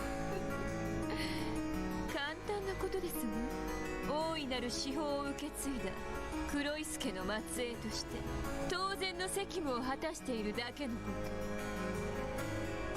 と。大いなる司法。まさかリベールに出現したというオーリオールと同種の。Nice. 話が早いですわね。はるか昔エイドスが人間に授けたセプトテリオン、そのうちの一つを我が一族は受け継いできたのです。 Oh, crap. 1200年前までですね。わけがわからねえんだが。不幸な出来事によって That was the great collapse. 司法は失われたのです。その結果、黒井助の始祖は何としても司法を取り戻すため途方もなく遠大な計画を構想し、このクロスベルの地に巨大な式を構築することになりました。巨大な式、まさか動力ネットを使った不可解で巨大なシステム。ええ、現代の動力技術と黒井助の錬金術を融合させて生み出された、それによってようやく実現できたバカバカしいほど巨大な式ですわ。魔導科学による式、それにそうか、そうかつて星見の塔を建造し教団に技術を提供していたあれはあなたたち黒井助のことだったんだな。でもそう考えると辻褄が合います。それじゃあキーヤちゃんが眠っていたあのゆりかごというのも。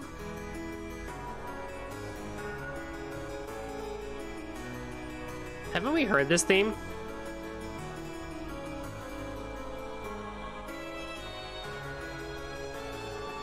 It's a remix on a theme that we've heard before, right?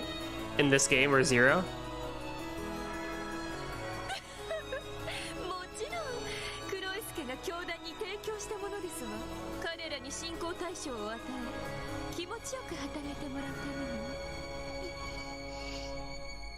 それじゃあやっぱり DG 教団というのは黒井助の目的を達するために影から誘導された。 The whole cult? And everything they did? ねえ、傀儡というわけです。もっとも彼ら自身にその自覚はなかったでしょうけど。 Oh, they never even knew. Oh man.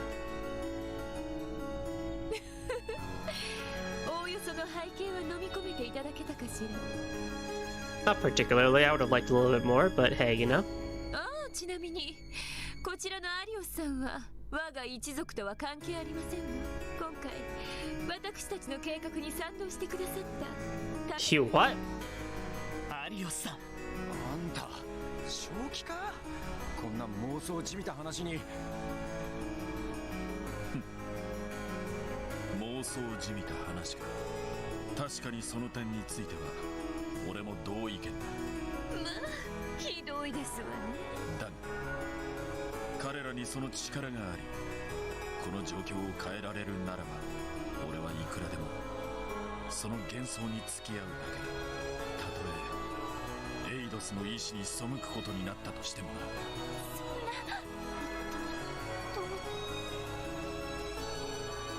正直途方もない話ばかりでまだ整理できていないけど、ただこれだけは言える。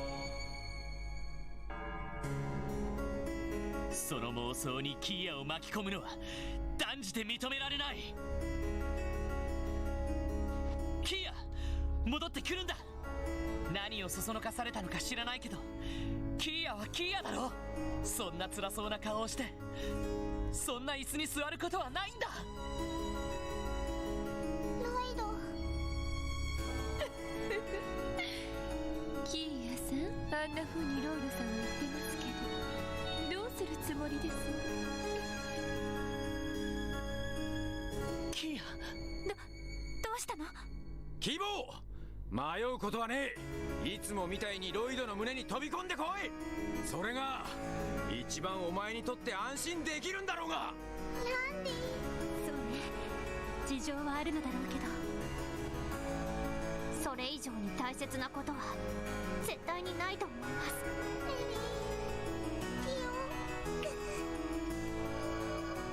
リー、キ盛り上がってるじゃない。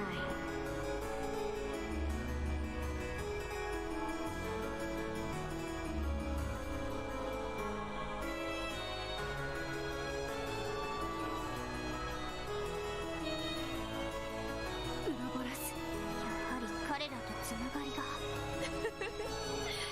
お互い協力関係を結んでいるだけですけど。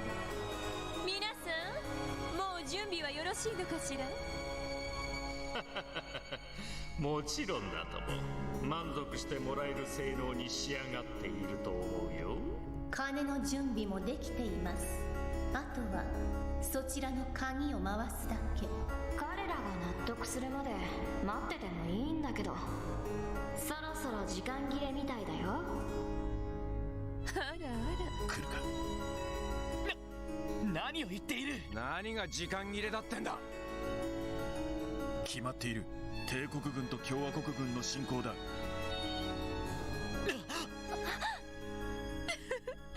せっかくだから実況するとしましょうか。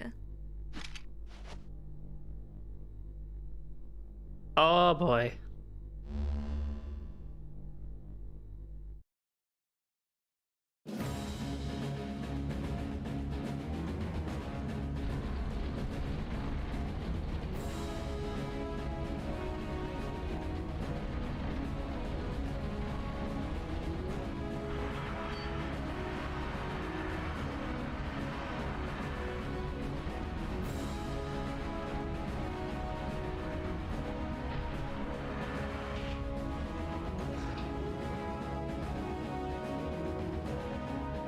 It's the big railway cannons from Guerrilla Fortress.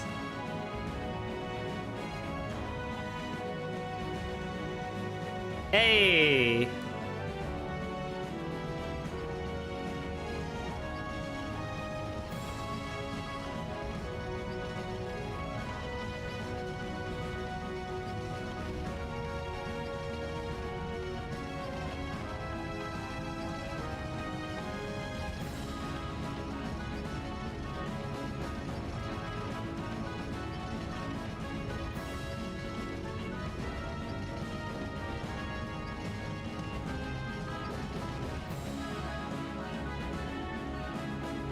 Gram Hill.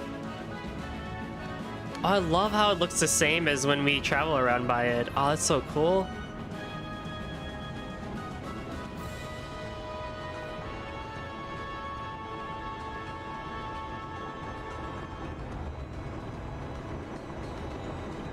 Yeah, this is a mad hype cutscene. I'm loving every bit of it.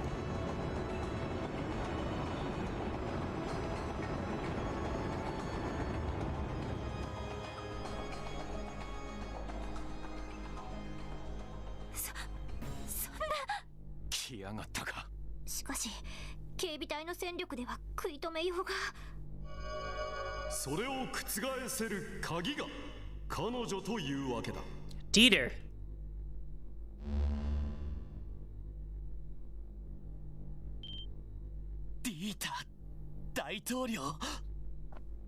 The style of the Calvardian planes, yeah, they do look pretty cool, don't they? They're different than the types of airships that Liberal makes.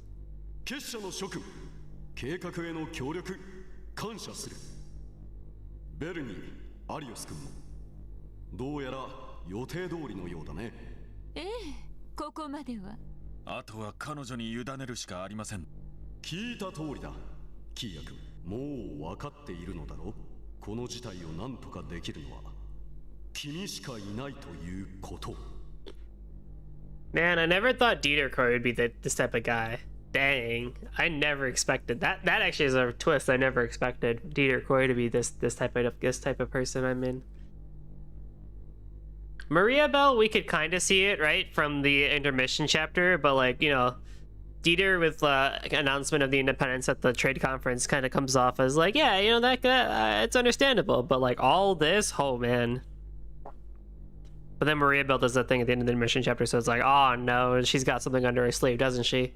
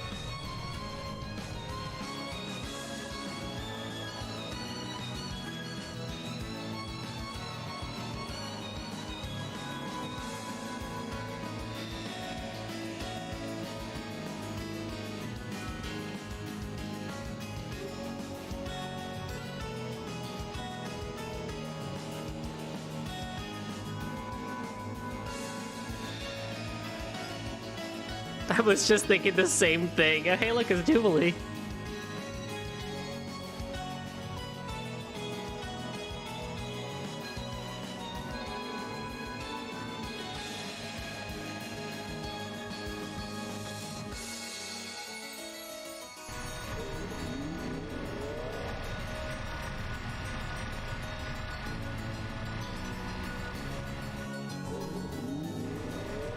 Oh dang, this is all from Geofriend.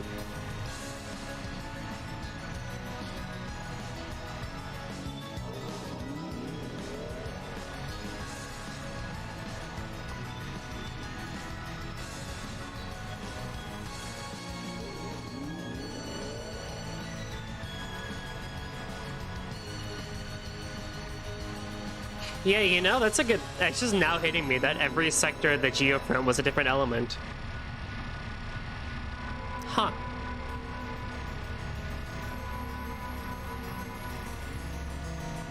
Neat. Oh, you guys gotta leave.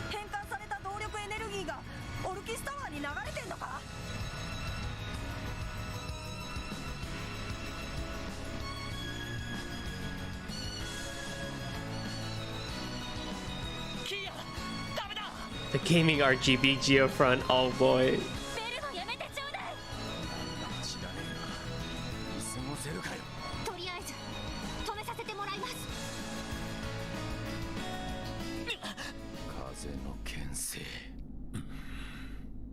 Man!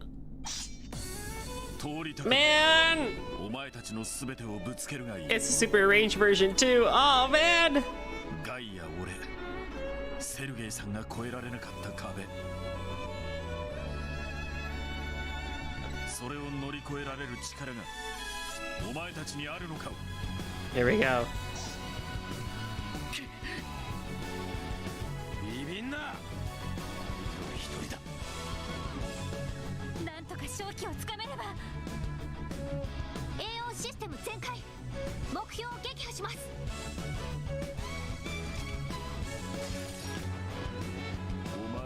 全力見せてみろ。この勝負絶対に負けられない。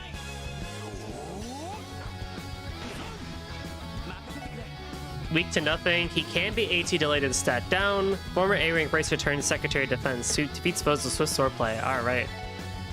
That's not what I wanted to do! Oh, Lloyd, you fool!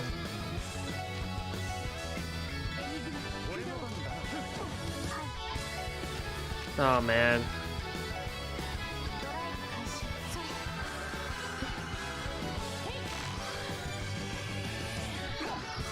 Oh, he hits hard!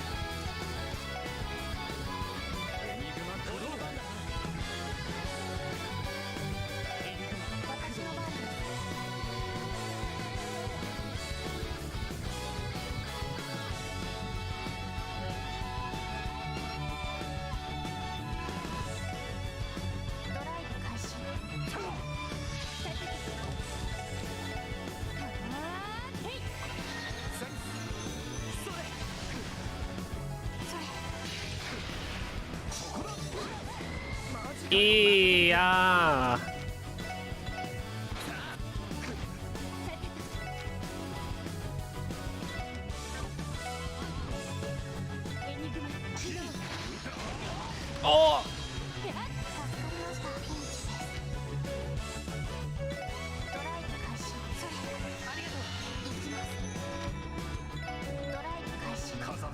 Oh, well, this is just unfair. This is just unfair now.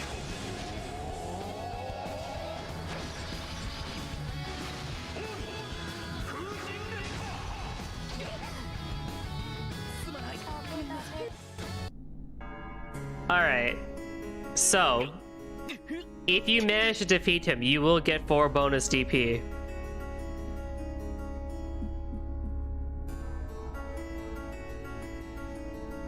Should I try again? I wasn't doing a whole lot of damage.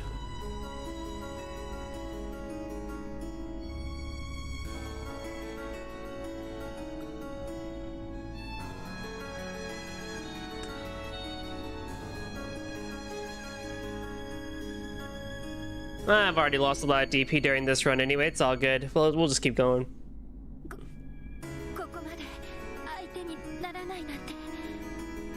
Although I'm curious to see what the cutscene is like if we win. I hated myself for trying to beat him. I mean, he is an A rank bracer, so it's not like we would have beaten him just easily, but... yeah, there's no way.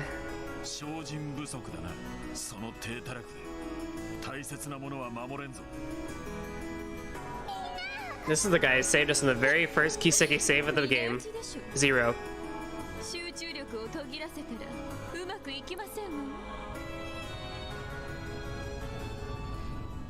Man.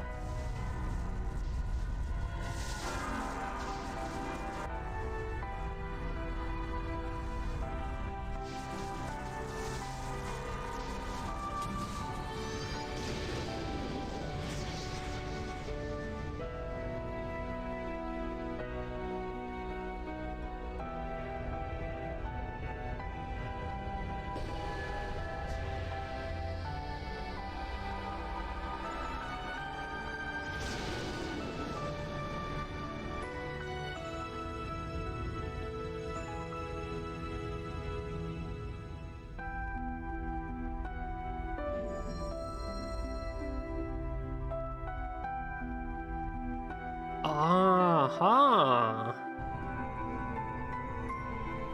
This game has killed it with pretty cutscenes.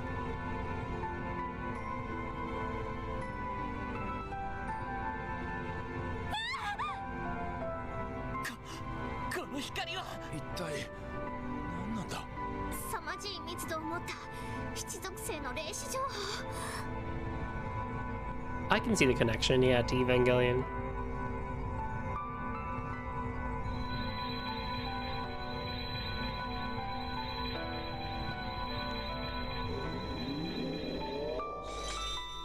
Whoa!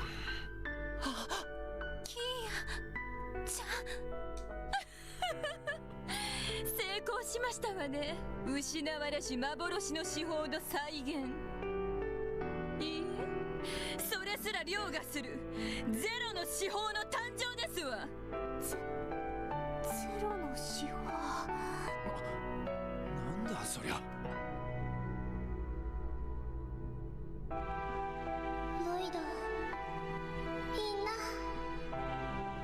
Thank you. You are adorable. キア、本当にキアなのか？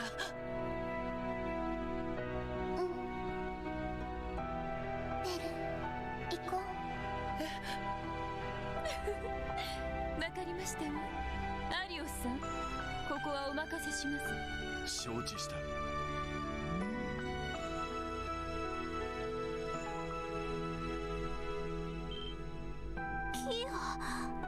おい、どこに？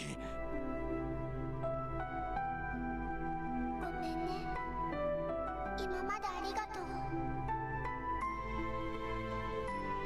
大好きだよみんな。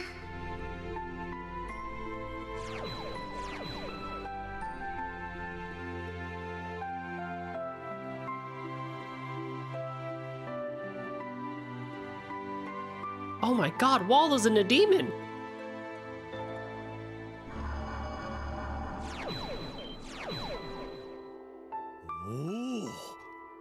Oh no, Dieter's eyes. ほう、チビ、おめえ。へえ、なんかすごそうだね。キーヤ君、いや、教団に倣って巫女殿と呼ばせてもらおう。よくぞ再びこの世界に現れてくれた。黒い助の現当主としてお迎えできて光栄だ。お父様、挨拶はそのくらいで。 Did he always have those eyes, or they... I don't think he had those creepy eyes always. そろそろ彼らからの贈り物を受け取りませんと。おお、そうだったな。ようやく私の努力も実を結ぶようだね。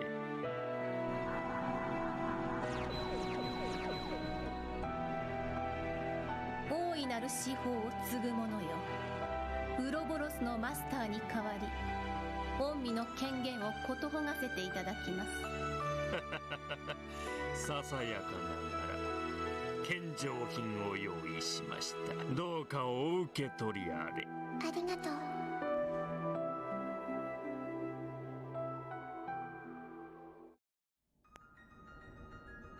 Oh, I see, I see.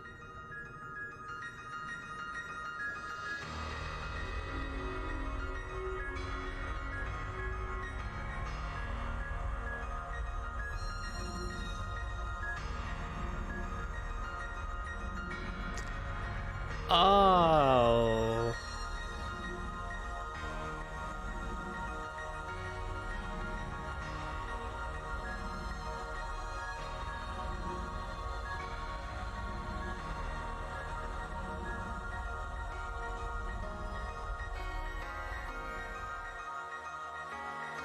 So this is the true first appearance of the Soul Dots.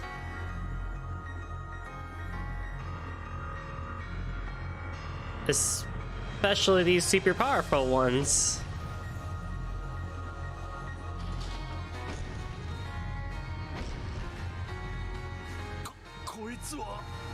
Well then.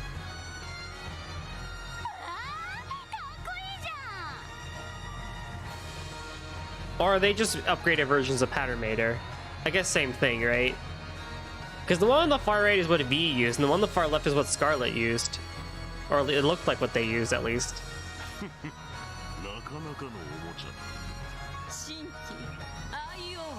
Ions.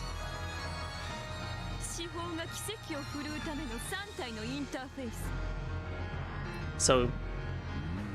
Oh god, what? Valimar is what? He's the Ashen Knight, but like, he was a... Did they call him Ions in Cold Steel? I don't think so. Did they? Like Valimar and, well, whatever Crow's was? Or Dean?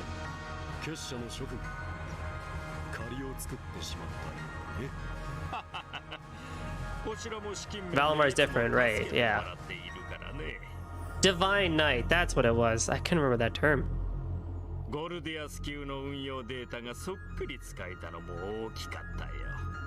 Thank you for that. それに今回の件についてはマスターの意にもかなうこと仮に思う必要はありません。なかなかの太っ腹ですわね、キーヤさん。それではお願いできますか？わかった。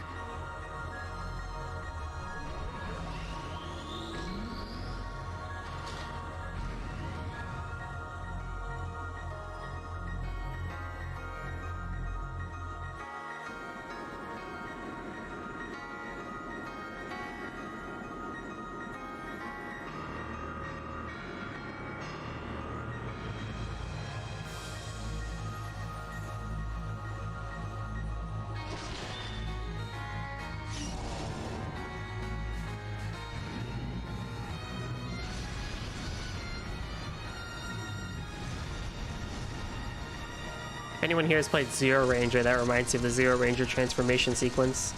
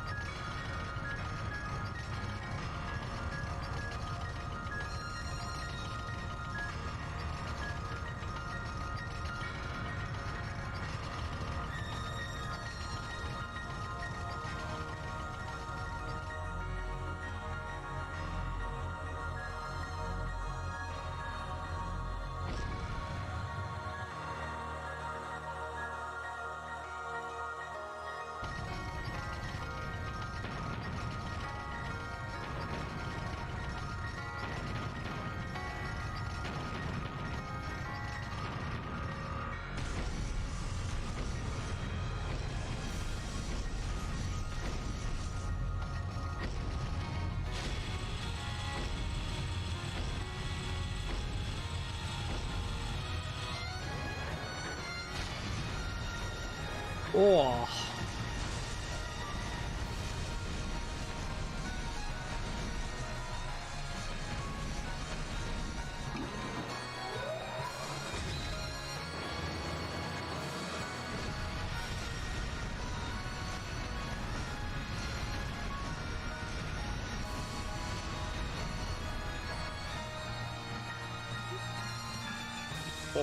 Wow, okay. That was just overkill on them.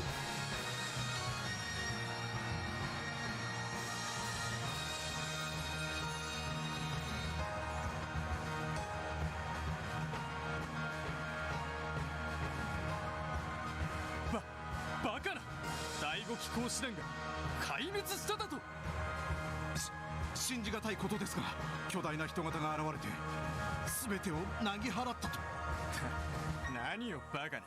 まあいい。そっちがその気ならばこちらも容赦はせん。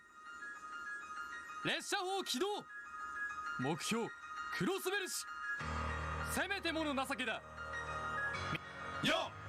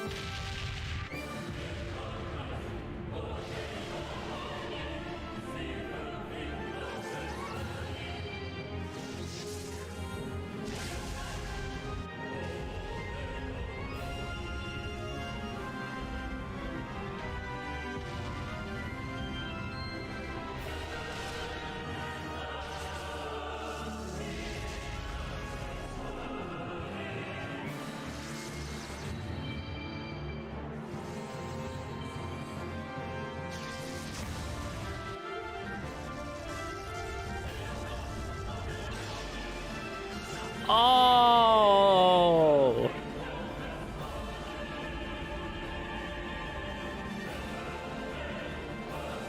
Oh. So that's how that happened.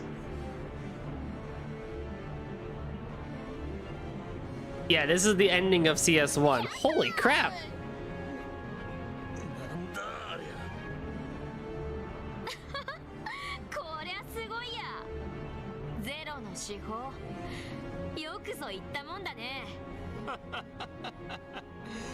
ゴルディアス級最終型を3体も同時に、しかも奇跡の代行者として自立行動させられるとは。これはあの方にも良い報告ができそうだよ。確かに大したもんだ。まあ最初ですとこんなものかしら。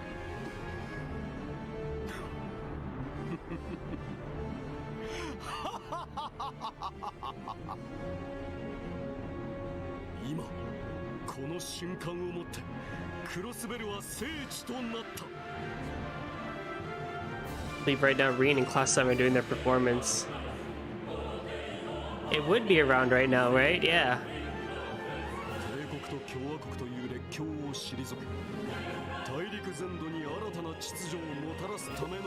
Because after that is the final dungeon of the old schoolhouse. And then after that is the big old announcement where everything happens.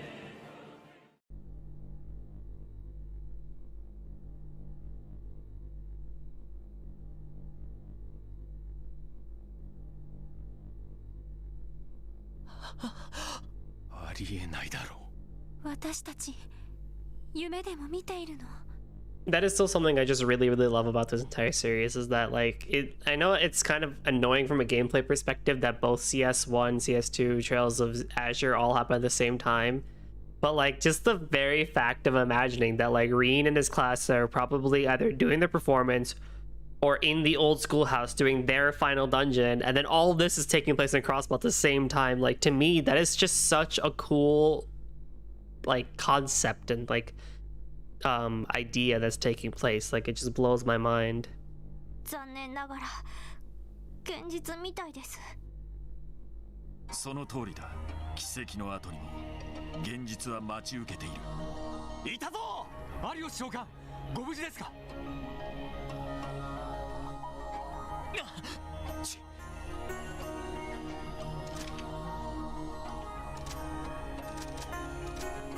抵抗は無駄です。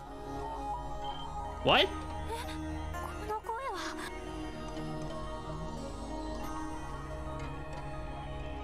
すでにミシュラム一帯は国防軍が制圧しています。 No! What the fuck? No! どうかおとなしく投降してください。 What is wrong with you? You were my favorite and now you're turning against me. What? どうして？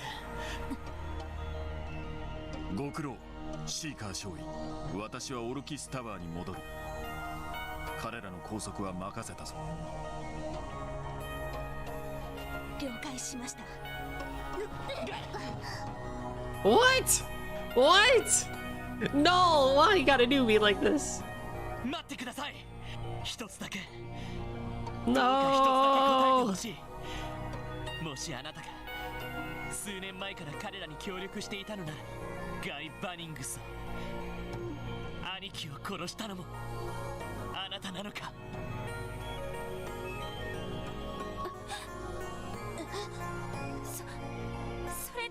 You know, given all the options, it has to be Arios, right?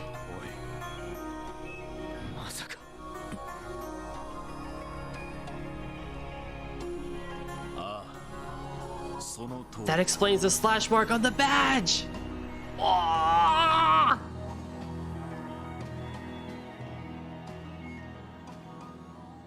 Damn it, Noel! Damn it, Noel! Ah!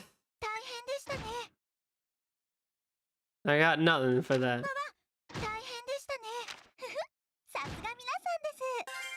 Wow, I didn't get promoted during all of that? That's kind of lame, actually.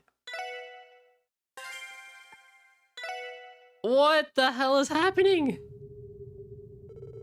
That day, under the guise of non-aggression, the newly independent Crossbow State proposed a daring diplomatic coalition. The proposal, the establishment of the United Nations of Zemuria with Crossbow as its leader. In exchange for economic security, military action would be prohibited. Erebony and Calvard were coerced into cooperating, and soon after, small states followed suit. Liberal, Remiferia, and Arteria opposed the Union, declaring it too autocratic. However, with the major powers yielding, they too had to capitulate. In Calvard, an economic crisis stemming from the events in Crossbell had begun. Anti-immigration terrorism was on the rise. Meanwhile, Erebony had become ablaze in a civil war between its nobles and reformists. Rumors spread that the Blood and Iron Chancellor had been shot and killed. Okay, so now we're in CS2. And we're definitely at the point where Reen has come back and we're in full, like, well, maybe not Reen has come back, but we're full Civil War mode right now. We literally hopped from CS1 to CS2 in the span of, like, a cutscene. That's crazy. Unofficially, Ouroboros made its endorsement of Crossbell known to every nation on the continent. Soon, nothing would be able to stop President Croix's ambition.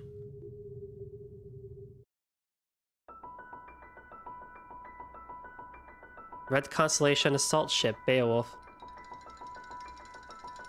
I like that they're using super rage versions. こう開けないとさすがに退屈だよね。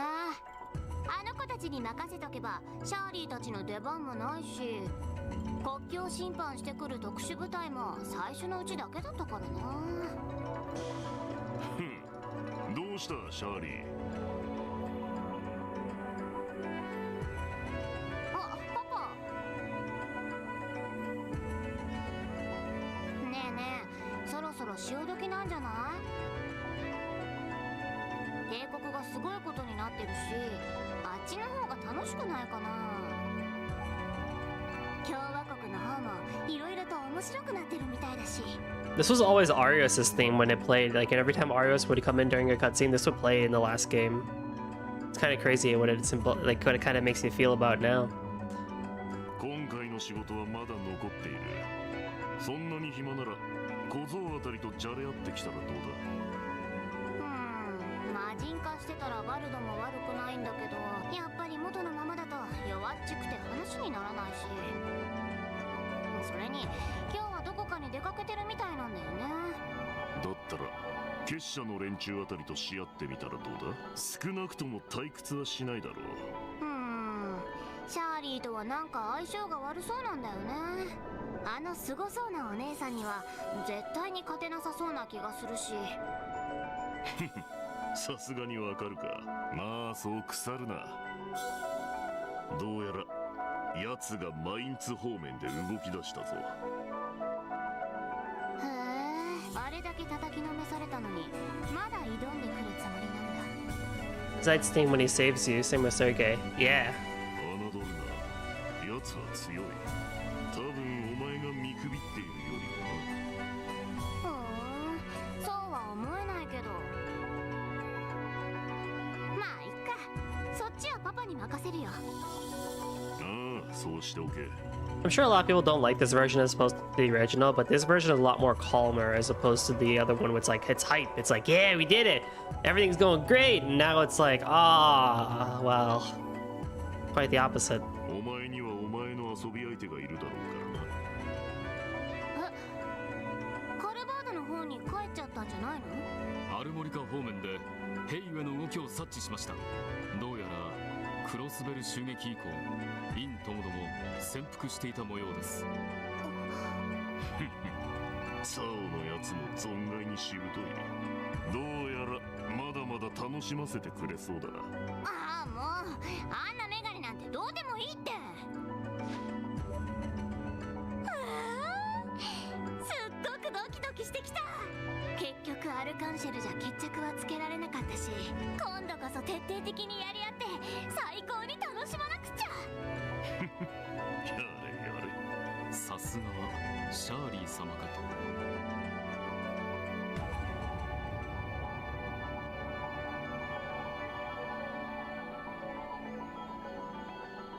Look at what you did, Wald. This is all your fault.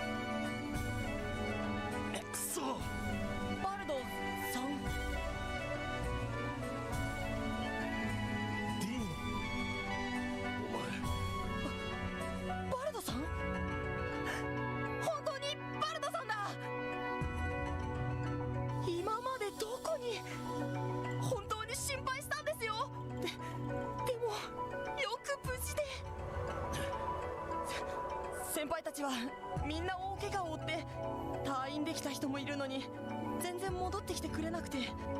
でも大丈夫です。バルドさんがいればきっと。バルドさん？サーベルバイパーは解散だ。てめえも二度と俺のケツを追いかけるんじゃねえ。嘘ですよね。だってバルドさんはいつだって頼りになる最高のヘッドで、あの鬼がみんなをめちゃくちゃにした化け物がバルドさんなんて、そんなの嘘ですよね。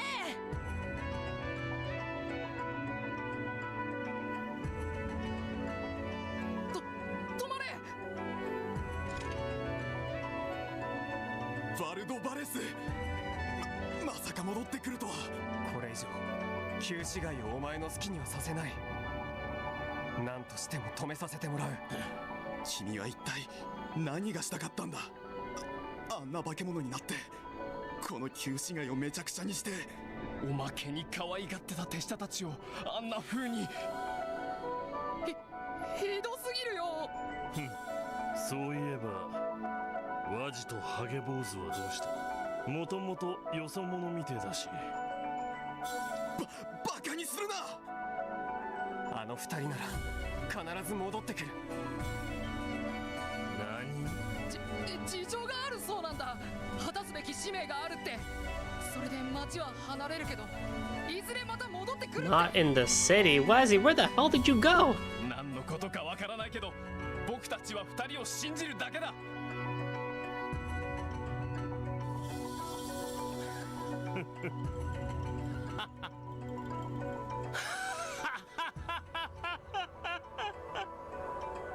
なるほど、使命ね。どうやらあの時の続きができそうじゃねえか。そうだろ。マジ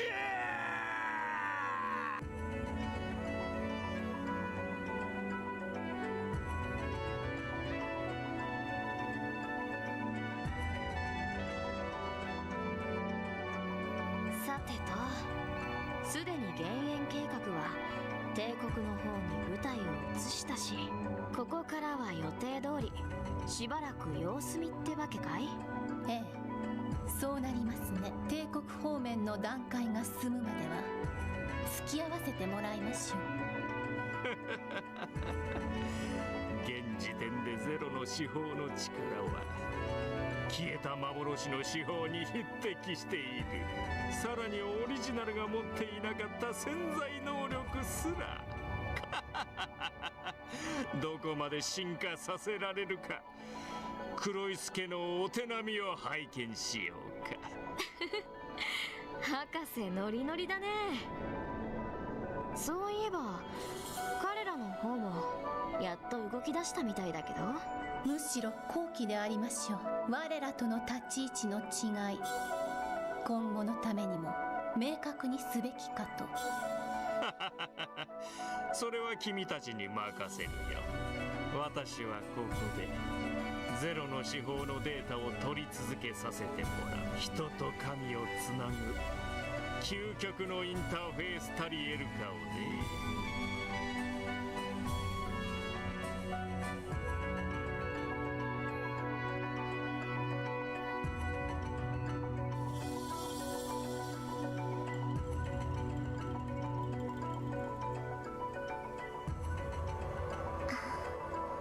キーヤちゃん。あ、しずく、もう目の調子はいいの？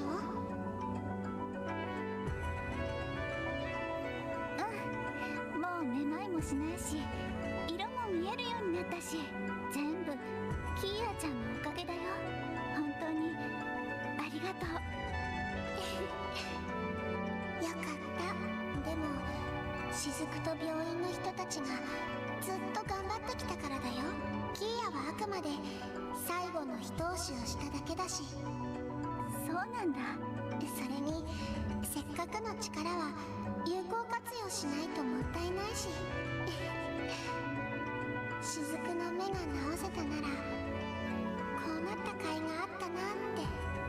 でも私嬉しいよ。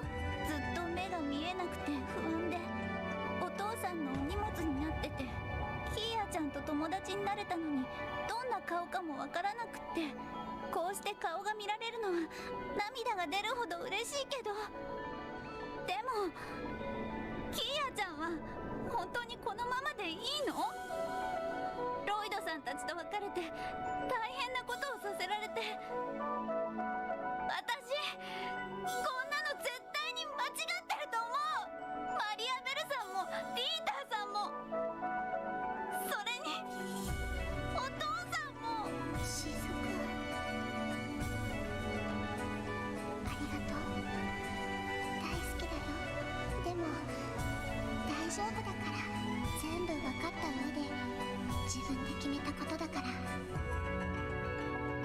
だからね、そんなに心配しないで。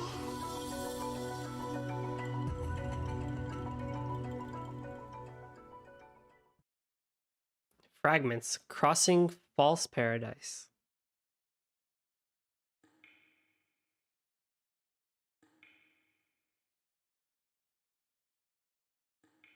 Knox Prison. Where is this? Oh, probably in like near Knox Woodlands, yeah. Dang, dude, they threw Lloyd in jail, man.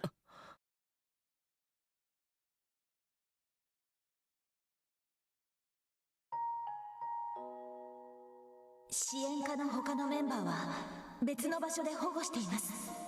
ロイドさん一人こんな場所に交流するのは申し訳ありませんが。Wow. 俺のことはいいさ。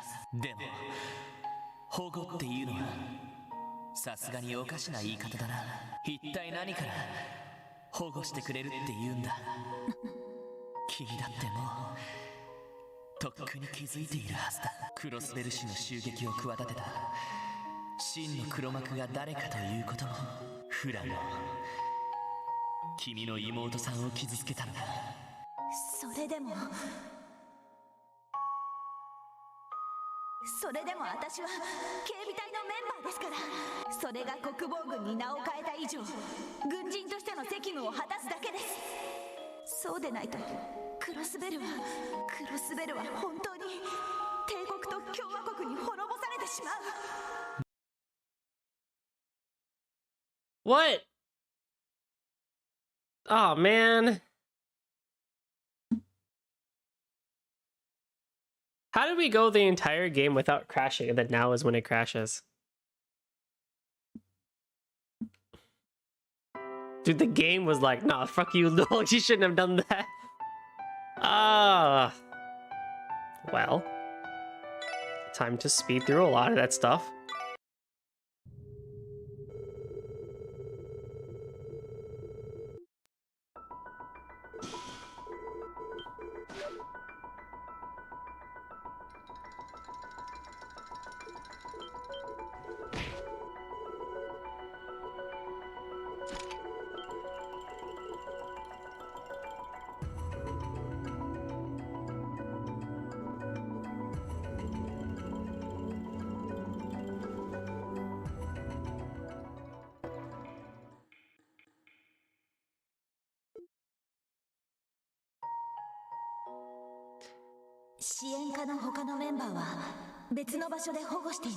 I feel like it could come off as kind of annoying to many people, but honestly, like Noel's thing about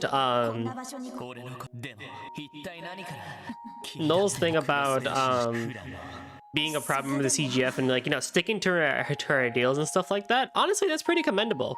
She knows it's wrong, but at the same time, it's like, yeah, I can't blame her.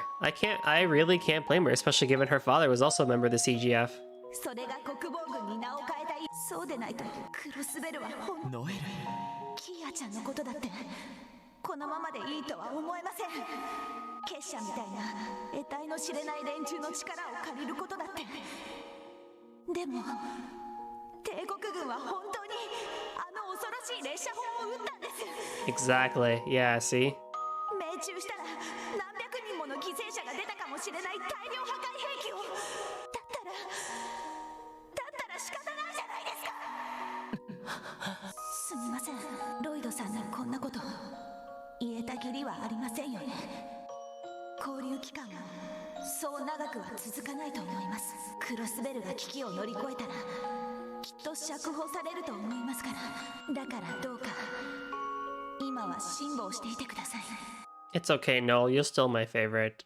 I like you just the same. I think that outfit looks great on you. あの時俺はろくな言葉を返せなかった。それだけじゃない。キーヤが思い詰めていたのだって全然気づけなかった。 Yeah, I mean, you guys did a freaking terrible job. It's just like, oh yeah, everything will be okay. Everything will be okay. Everything will be okay. Like, you can't do that to little children.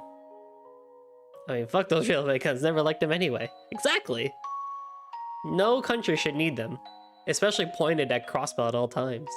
忙しさに翻弄されるだけで本当に守るべきものも守れずに。 Yeah, I support Noel in her ideals and her decision there. I think that actually makes a whole lot of sense. キーヤの素性にしても兄貴を殺した犯人にしてもちゃんと突き止めようと心に誓ったはずなのに。ガイ・バニングス兄貴を殺したのも。ああ、その通りだ。ごめんね。今までありがとう。大好きだよ。みんな。兄貴ごめん。やっぱり俺兄貴に全然追いつけてなかったみたいだ。だってもう俺はどうしたらいいか。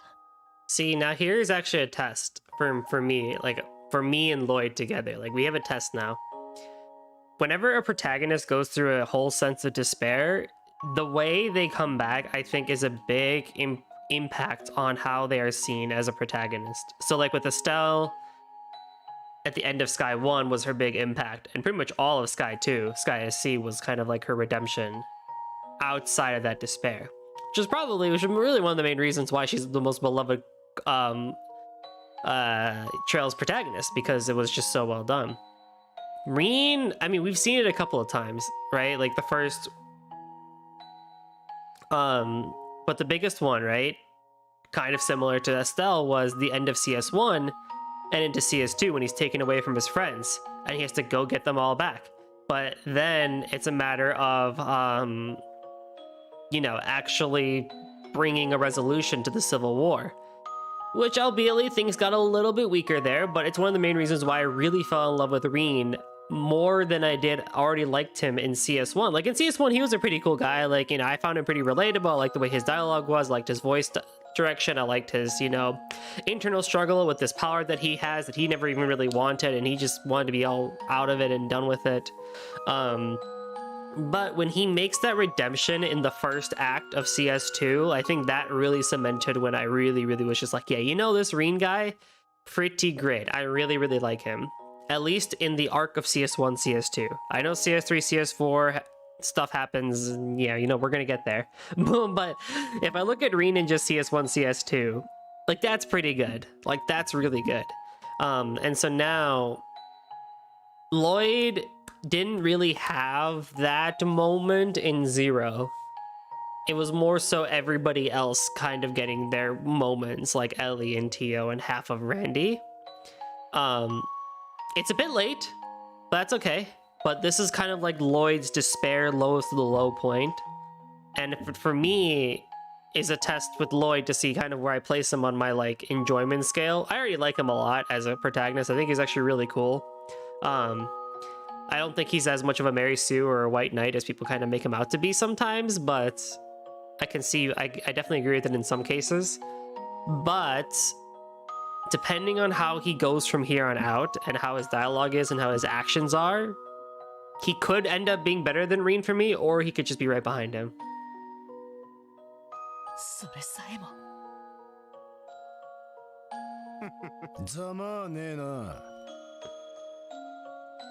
What? When did you get here?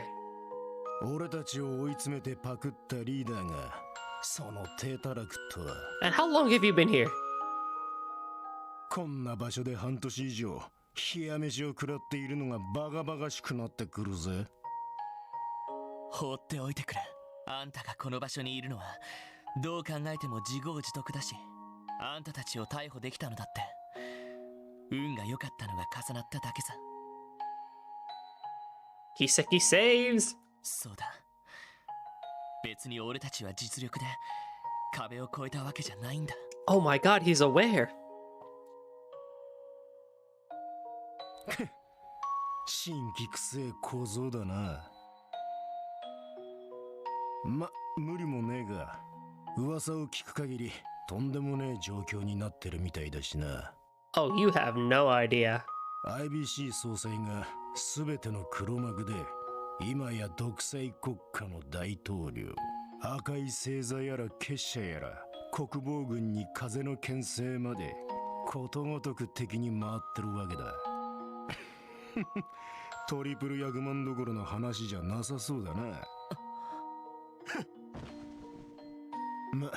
今は嵐が通り過ぎるのを待ってるのが正解ってもんだぜ。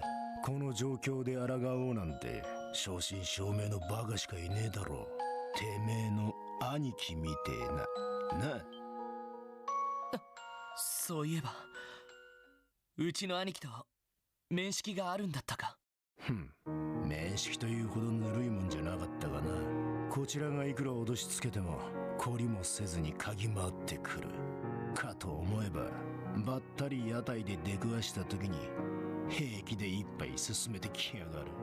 厄介で忌々しい若造だったぜ。兄貴らしいな。殺しても死ぬような玉には見えなかったが、あっさり言っちまったからな。世の中なんてわからねえもんだぜ。兄貴はずっと抗い続けていたのか。ああ、うち以外にも首を突っ込んでたらしいからな。大物議員の汚職から帝国と共和国の諜報活動、ヨアヒムの野郎の動きまで呆れるくらい精力的だったのは間違いねえだろう。そっか。おい、勘違いしてるみてえだが、ガイ・バニングスってのは別にすげえ男じゃなかったぜ。キレと凄みで言うならマクレインの方が上だろう。絡め手と根回しだったらセルゲイの方が上だろうしな。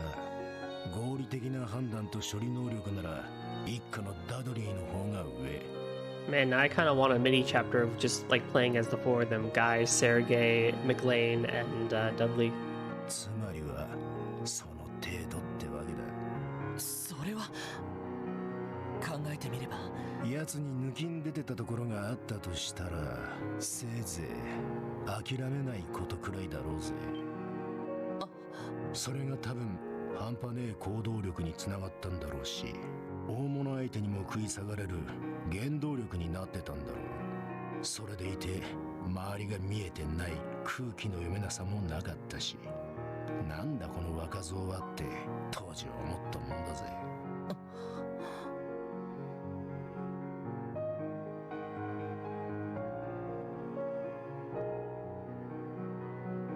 いいかロイド、男だったら目の前のものに体当たりでぶつかってみろ。てめえの心でてめえだけの真実をつかみ取ってやるんだよ。そうすりゃてめえが何をしたいか見えてくるはずだ。多分兄貴の諦めの悪さは大切なものを守るためだったと思う。それも身内だけじゃなくてクロスベルという町そのもの。その意味ではあんたたちルバーチェですら守る対象だったのかもしれないな。何？守るって言うとおこがましいかもしれないけど、多分兄貴は体当たりで今のクロスベルを作ってきた流れを見極めようとしてたんだと思う。その上でクロスベルそのものを自分なりに守ろうとあがいていた。そいつはバカ以上のとんでもねえ大バカだ。ああ、俺は到底そこまでバカにはなれない。でも兄弟だけあって似ている部分もあるみたいだ。何？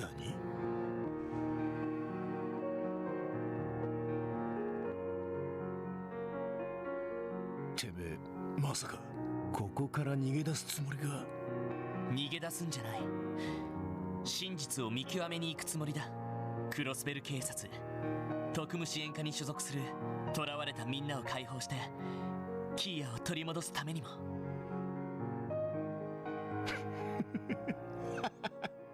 てめえも十分大バカ野郎だろうが。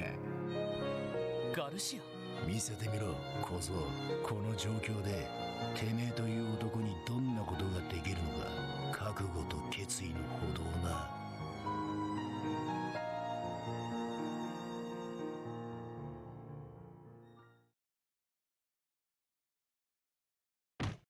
なんだ、奥からみたいだが。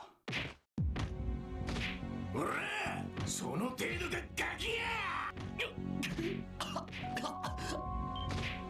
喧嘩？ Classic。いや、リンチ。おい、やめろ。何をやっている。てめえのせいで俺たちは冷や飯を食らうことになったんで、このままぶち殺してやる。ダメだ、聞いちゃいない。仕方ない、踏み込むぞ。ああ、警戒を怠るな。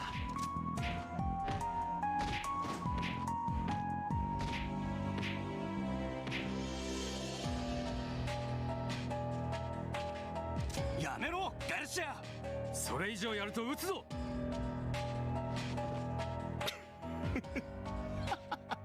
俺としたことがつい熱くなりすぎちまったようだぜ。貴様、ここに入ってからずっとおとなしくしていたと思えばいいから下がって両手を上げろ。いくら人手が足りないとはいえ同室にするべきじゃなかったか。おい、大丈夫か。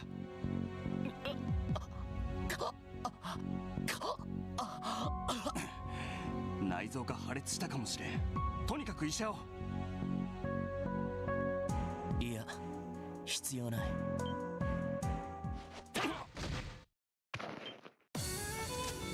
貴様、うらはあ、気がとがめるな。今更か。俺を殴ってくれとか言い出しやがった時は土地狂ったかと思ったが、なかなかの作詞じゃねあんたこそ迫真の演技だったよ。本当に奥歯を折られるとは思わなかったけどね。 That's really not good, Lloyd. おかげでそれっぽくなっただろう。約束通りここから出るまでは協力してやる。で、どうするつもりだ。ここは拘置所の3階。詰めている兵士も少ないはずだ。なんとか10階を突破して1階の出口から脱出しよう。いいだろう。久々に俺も暴れさせてもらうとするか。 He's great. I love him. Lloyd's equipped makeshift taunt fuzz from his he made from pipes. Be aware the Enigma 2 has been confiscated, so you can't currently use arts. Your items were also taken, so be mindful of your HP. All my items? Oh man.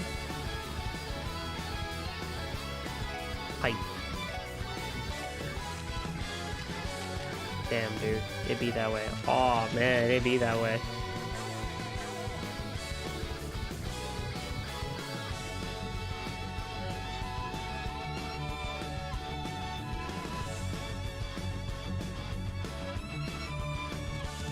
Battle scopes. I was sentenced to 25 for life of for chest slaughter. You don't want to hear this, buddy.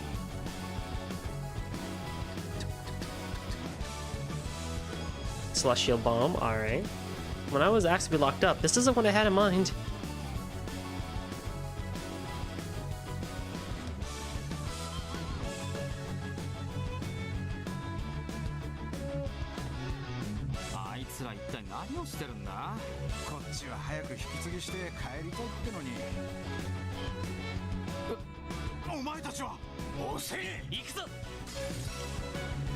Alright.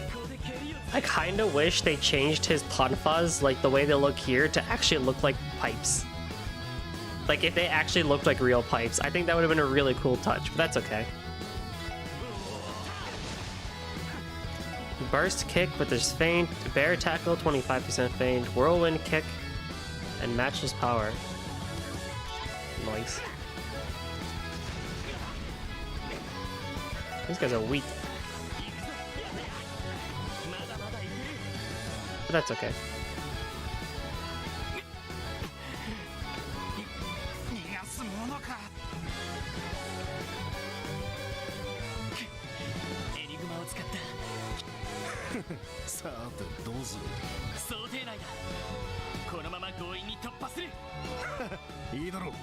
Let's go, bro.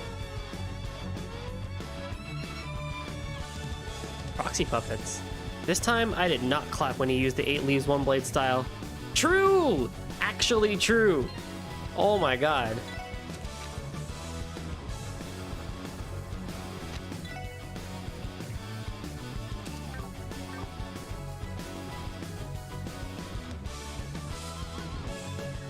That shit wrecked me. They have dogs?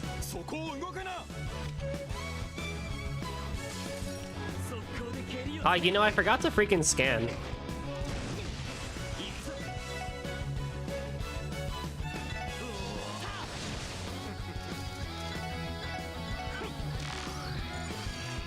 Now would be a good time to do that.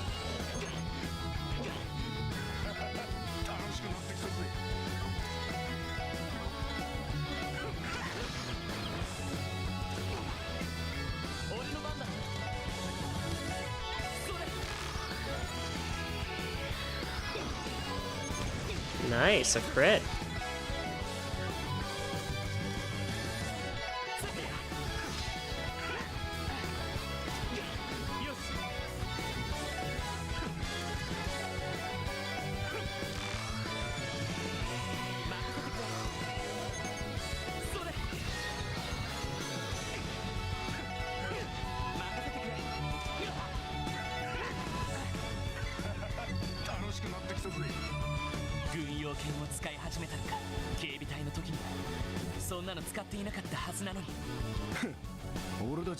成果を利用したのかもしれねえな。ひょっとしたら薬で操っているのかもしれねえ。いい感じでえげつなくなってるみてえじゃねえか。あんたが言うな。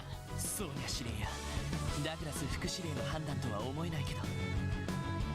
It probably just came from above, didn't it? Ooh, Terrell bombs. I knew I should never have joined Ravache. I wasn't cut out to be a Boxioso. Boxioso. There's a chest there. Oh, hi.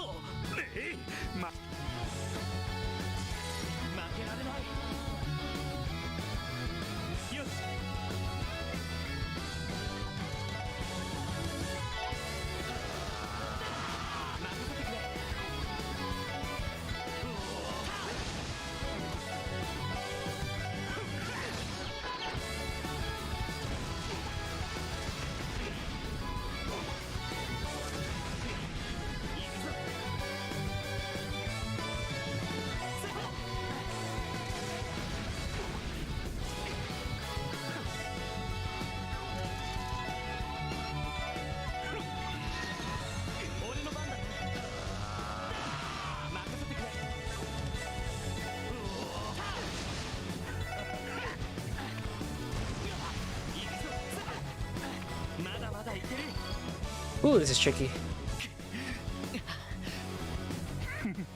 息が上がってきたじゃねえか。そんな低たらくでこの先を切り抜けられると思ってんのか。ああ、俺一人じゃ無理だとは思うけど、あんたの助けがあれば拘置所からの脱出は可能だ。使える力は使わせてもらうさ。開き直りやがったらいいだろう。とっとと抜け出そう。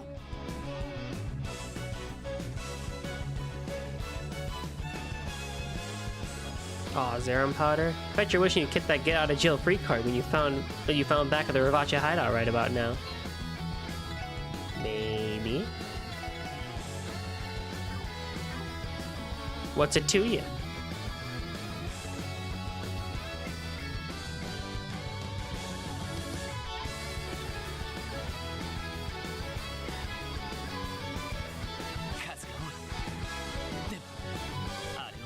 ければ。このまま一気にぶちかましてやるとするか。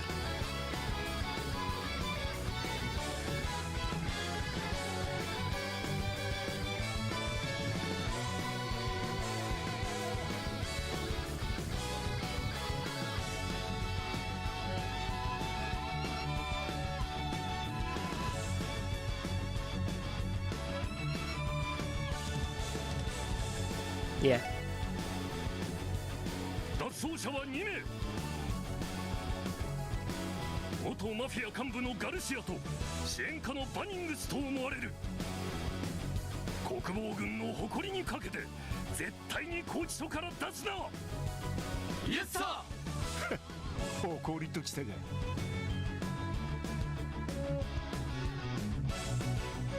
もう降りてきたのか。悪いけど。A 2v was this like 6? その誇りとやらを見せてもらおうじゃねえか。かかれ。7? No, 8? 2v8? That is a bit unfair.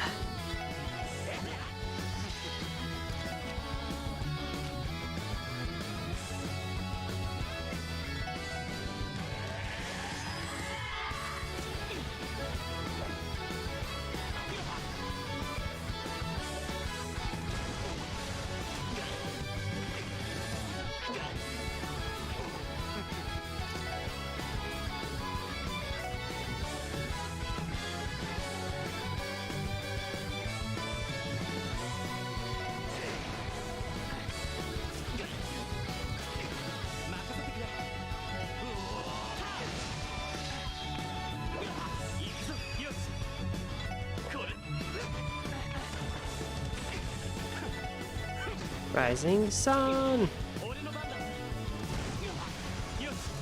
Alright, fine. That's how I'm gonna play it.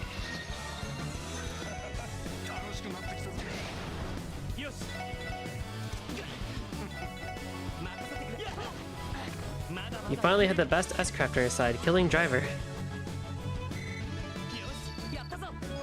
Oh, I didn't see what that was.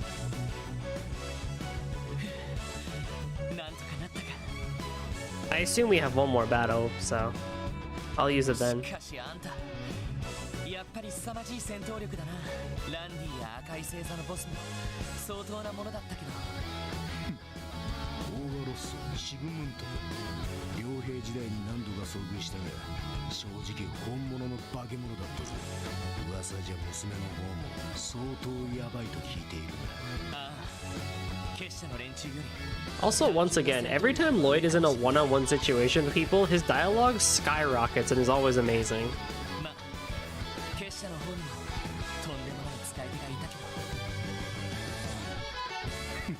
そんな化け物どもとこの前途多難じゃねえか。ああ、まったくだよ。封鎖されているな。近くでロックを解除できると思うけど。そこの部屋だろ。とっとと解除してつながるぞ。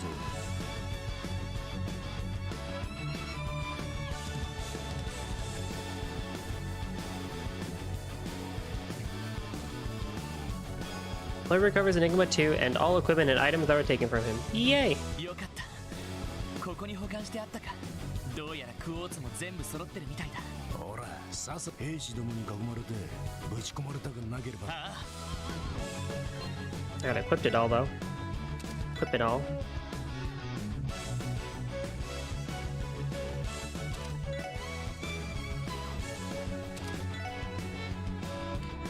It was a... oh god, where are you?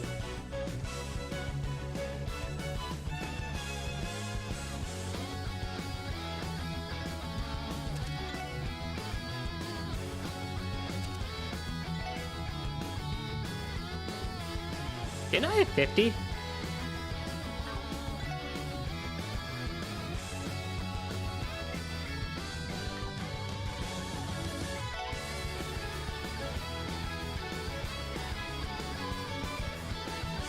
Hang on. Oh, I gotta put all this back on again. Oh, man. Mobius. Oh god, what did Lloyd have?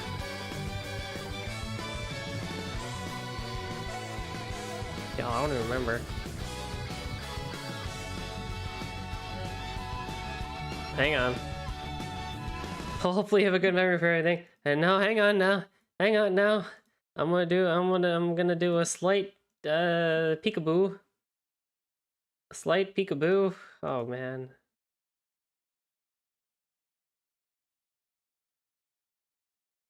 When do I check my quartz again? There we go.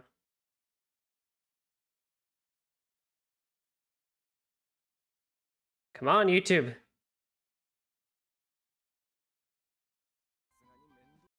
I don't have time for this. Okay. That's not Lloyd.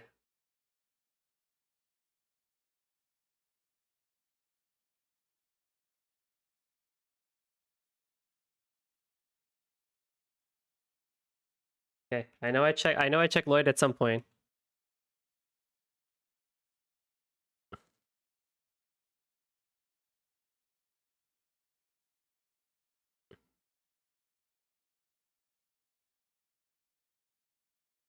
Come on.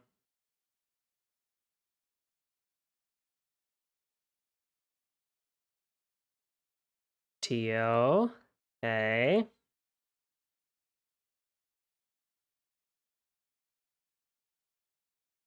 I legit do not remember.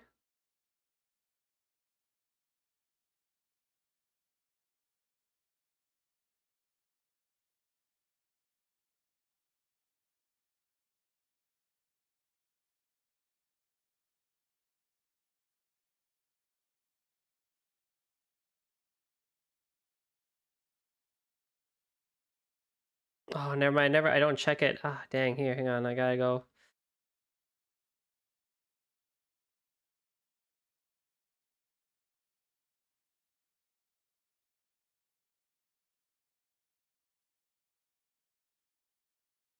Man, you guys don't realize how much time I spent last time doing freaking fishing. Oh my god.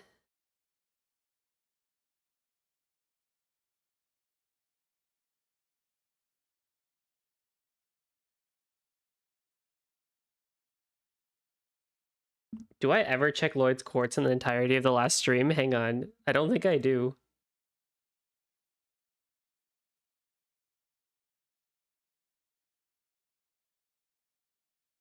Gotta be kidding me. There we go. Hey, there we go. Okay, I got it. EP Cut 2. Heaven's Eye. Intimidation.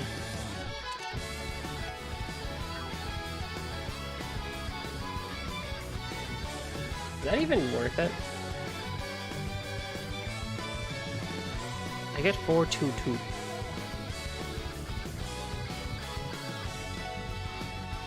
What if I do this?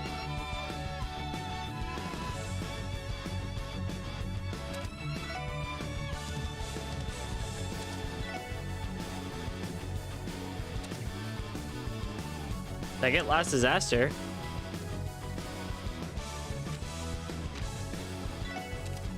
Somehow this makes it better.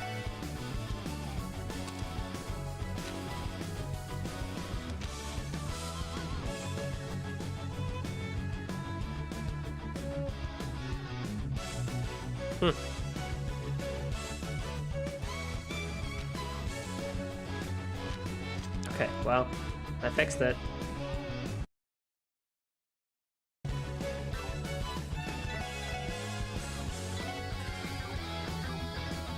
You're not a fishing god until you've tried all the fishing minigames in JRPGs. I literally was scanning through the entirety of the stream and like I had to go at least halfway into the last one to see where I started doing stuff because I spent so much time fishing. Oh man, I spent so much time fishing last stream. I knew it would take me a while. Hey, I should really heal Garcia. Man, look at this. Oh, my items. Oh! And my food. That's somehow not spoiled. Are there any other chests I need here? No, that's it. Alright, cool.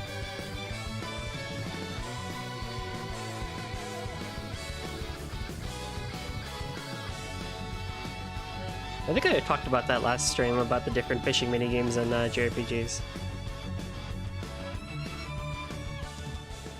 Garcia. 慣れ合いはここまでだ。ここから先はてめえ一人で行くんだな。これでも一応ルバーチェの若頭でな。手下はもちろんあの会長だって放って逃げるわけにはいかねえ。待ってくれ。だったらどうしてここまで付き合ってくれて。それにいくらあんたでも一人じゃどうしようもないだろ。だったら俺も。飽き違えるな小僧。真実を見極める。てめえはそう言ったはずだ。捕まった仲間を解放してあのガキを取り戻すとな。Garcia got more character development with Lloyd than some other characters in this game got with Lloyd, and that kind of really surprises me. And it's good character development too. ありがとう、ガルシア。立場上、あんたたちの脱走を歓迎することはできないけど、どうか無事でいてくれ。無用な心配ってもんだぜ。Sayonara, Garcia. Goodbye, friend. なか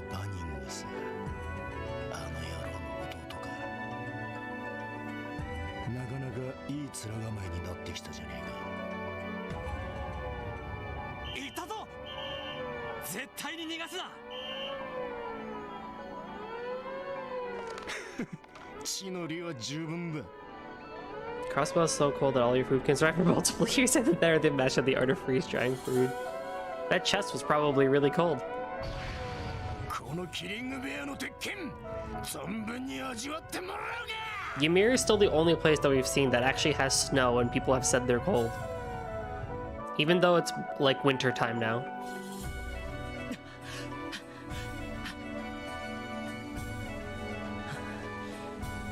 エイドスの加護。プレロマソウがここまで。俺が捕まっていた間に咲き始めた。 Look at that little sheep just hiding by the grass. That little sneaky sheep just trying to hide out in the corner there. Look at him. Little creepy sheep, man.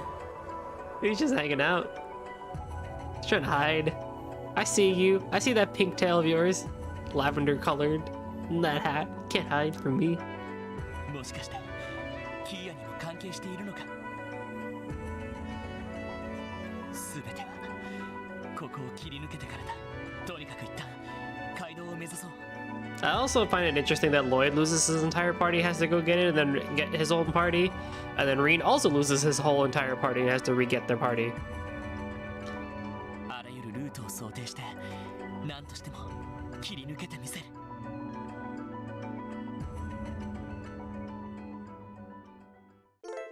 Garcia left the party.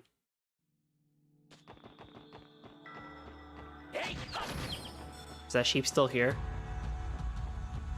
No. Yes! Stupid sheep.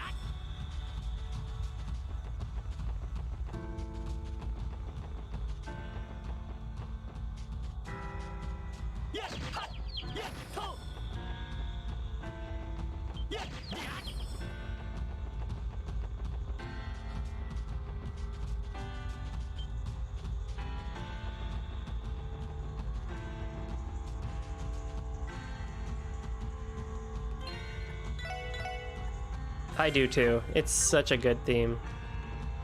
It's tense.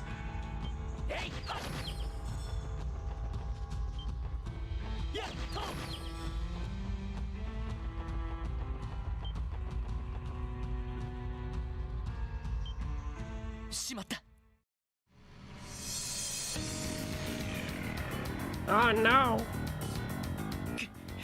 なんとか隠れて目標発見。ロイド・バニングスだ。挟み撃ちにするぞ。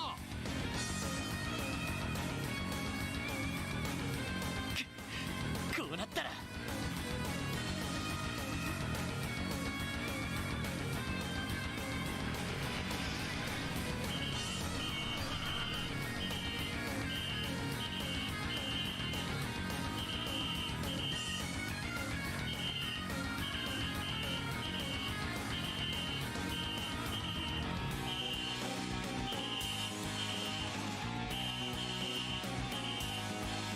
You go, Lloyd.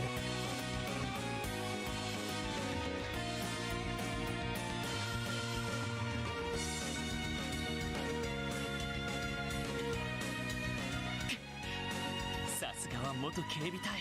どうする？ロイド・バニングス。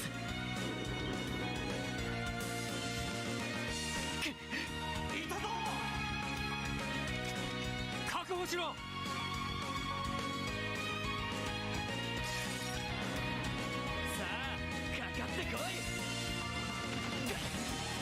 Well, I guess we're not gonna say Garcia's S-Craft.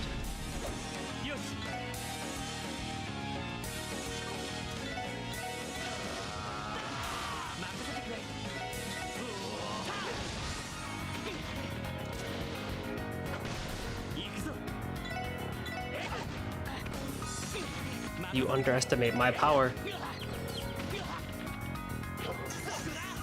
Damn! That's the same one from Zero? Oh, okay. That was a cool one. That was a cool one.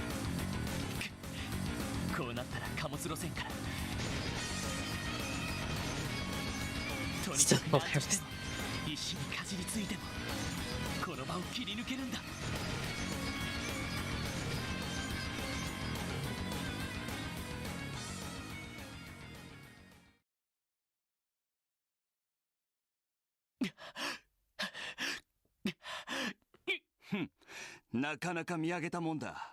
Oh no.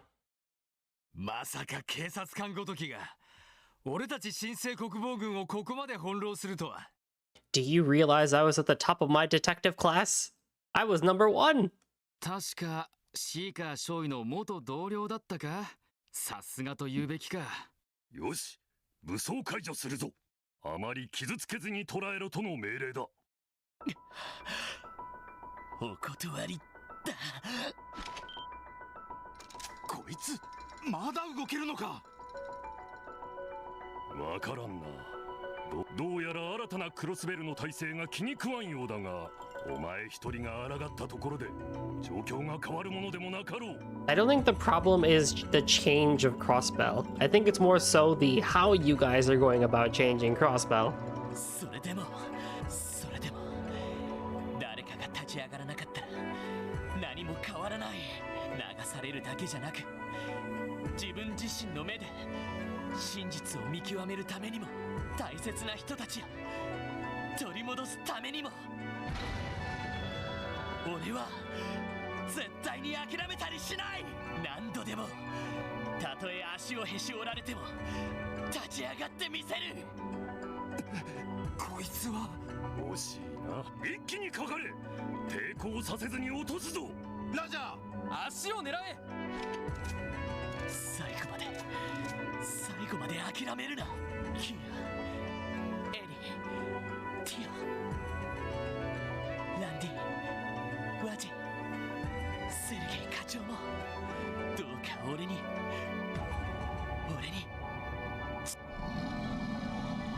やれやれ。頼むべき存在を一つ忘れているようだな。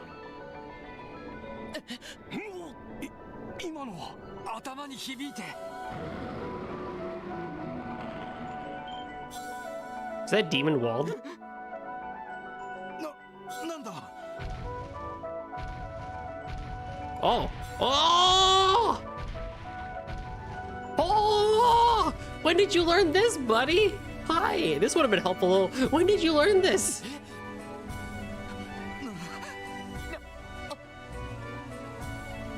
され、偽りの聖地を守る強者、この者は私が預からせてもら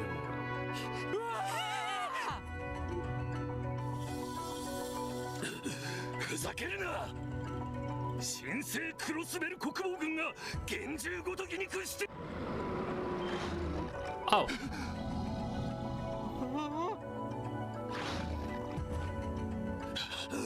さて、同じことを言おうか。その必要はない。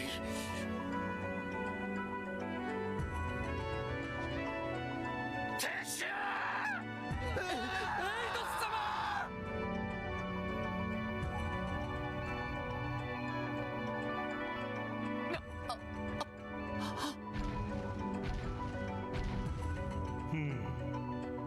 さすがに驚かせてしまったが、この姿に戻ったのは久しいゆえ、いささか加減がわからぬな。言いたいことはいろいろ He あるんだ really け just ど、 eats the guy. That guy is scarred for life. とりあえずこれだけは言わせてくれ。なんだ。サイト、さすがにタイミング良すぎだろ。Oh my god, Lloyd, you were in my thoughts exactly. How is your timing always this good? Never change, Lloyd. Lloyd actually, sometimes his dialogue really is like a cheesy 90s rom-com with like a cop, you know, like the end scenes always usually end up with like Lloyd saying those like cheesy little pieces of dialogue, and I love it. Look at this man. エイドスが使わした聖樹？そのようなものと考えてもらうのが早い。かつてエイドスから人に送られた大いなるセプトテリオン、それらの行く末を見守るためにあり続けているのが我らだ。我らってことは、ひょっとしてリベールの異変で現れたっていう竜も？さすがに里いな。かの竜レグナートも確かに私の腹からだ。And boy, was he a cool dragon. 空の四方を見守るためリベールの地に残っていたが、使命から解かれた今はどこに消えたか私にもわからない。 It's probably just chilling with Cassia's sprite somewhere, let's be real. 何が何だか。でもそれじゃサイトも大昔からクロスベルの地に。1200年前の大崩壊の前からになる。かつて幻の四方がどうして消えてしまったか、その後四方を再現するためどのようなことが行われたか、ある程度のことは知っている。正直調べようにも調べきれない部分だったんだ、エイドスの四方。それを受け継いだクロイス家。どうして四方は失われ、キーヤがあんな役割を背負わされることになったのか。頼む、どうか教えてほしい。1200年前の出来事、そして500年前キーヤに何が起こったのか。よかろう。まあそのために私はお主の前に現れたのでな。この地に伝わったエイドスの四方、それは幻を司るデミウルゴスと呼ばれた。幻は知覚と認識を司り、さらには因果をも御する属性だ。その力を秘めた四方に当時のクロイス家を中心とした人間の一派が望んだこと、それはエイドスの代わり、地上の神としての役割だった。人を知り、地上のすべてを知り、因果を御することで人間を導く。それは一見人の欲望を無制限に叶えてしまったオーリオールにも通じるところがあっただろう。だがデミウルゴスは高位の人格を与えられることで同じ過ちを起こさずに済んだ。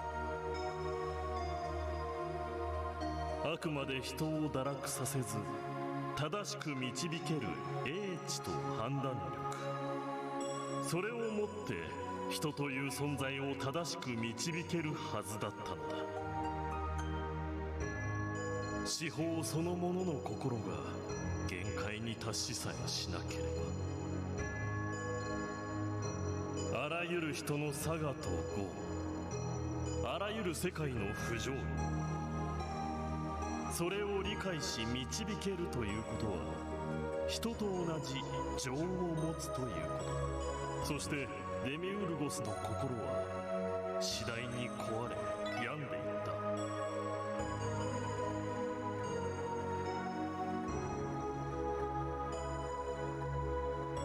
Right.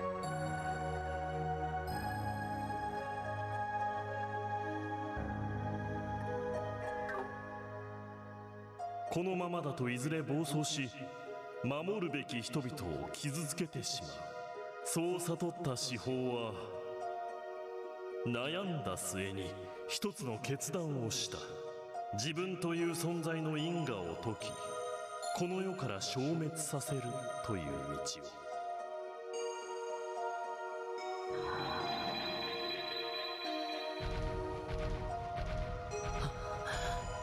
そんなことか。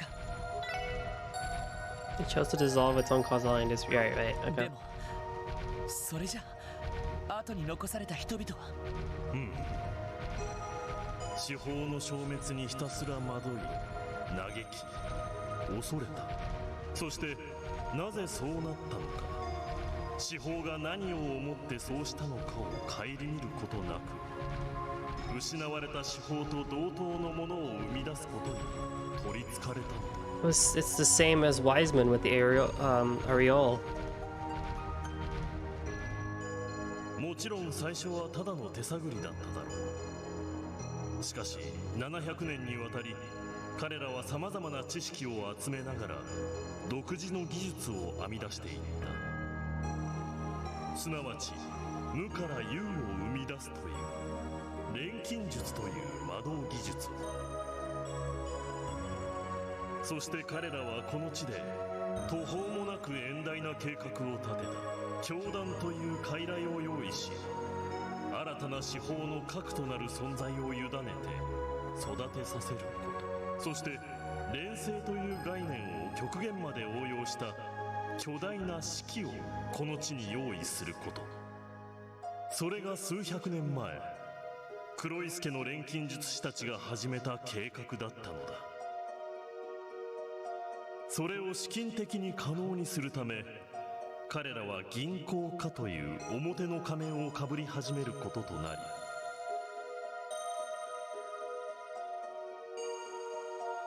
り、一方教団の方は信仰対象として与えられた核を目覚めさせるべくうごめき始めた。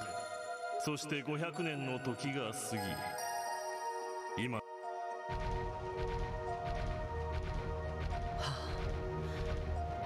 途方もない話だな。でもやっと事件の全貌が見え始めてきた気がする。サイト、マリア・ベルさんはキーヤをゼロの司法と言っていた。それはどういう意味だ。失われた幻の司法とはまた違う。残念ながら私もそれについてはわからない。おそらく黒井助は1200年にわたる猛襲の果てに何かを掴んだのだろう。それによってデミウルゴスと同等のものを再現するだけでなく、それを超える力を持ったゼロの司法を完成させたようだ。あの白き人型の力、あれは人型そのものの力ではなく司法の力と見るべきだろう。そして幻の司法にはあれだけのことを瞬時にやれるほどの力までは備わっていなかった。空間を消滅させる力はどちらかというと空の属性に由来するものだからな。あれが全てでないとすると、どれだけの潜在能力を持つのか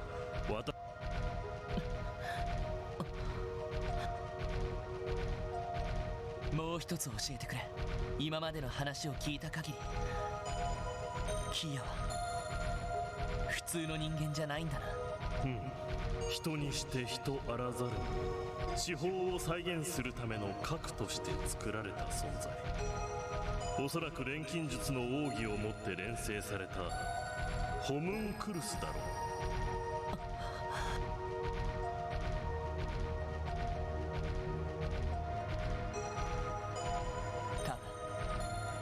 しばらく前から知っていたんだな。なのに俺たちの前ではあんな風に笑って。キー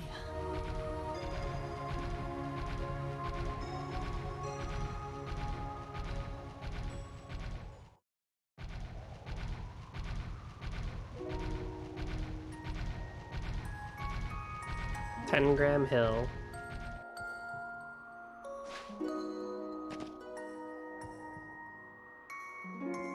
ここは共和国方面の国境か。 Oh, there's the thingy. There's the thingy that was in the beginning of CS2, the big ol' barrier. ここならば国防軍とやらも手を伸ばしては来ないだろう。まずは一息つくがいい。ありがとうツァイト、本当に助かったよ。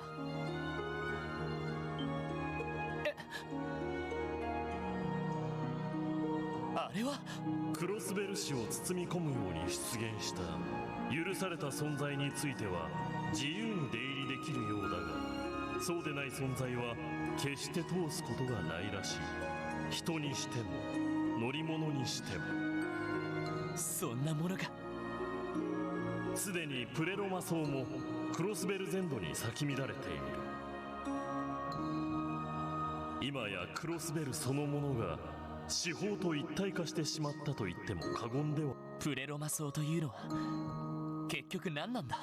地下に流れる七葉脈に関係するとは聞いたけど、かつての幻の司法が人と地上を知るために咲かせた、目にしてよりしろとでも言うべきか。司法と霊的に結びつくことで周囲の空間を歪ませたりもする。本来この次元には現れない幻獣などが出現しているのもそのあたりが原因だろう。なるほど。かつて DG 教団がやってきたあれにプレロマ層を原料としたグノーシスが使われたことにも理由があったんだな。おそらく犠牲となったあまたの被験者の知識や人格、それらの膨大な情報が太陽の砦に眠る彼女に送り届けられていたのだろう。それらの情報は自己組織化され、より高位の人格を生み出すための苗床となり、そして500年の時を経て司法の核は目覚めた。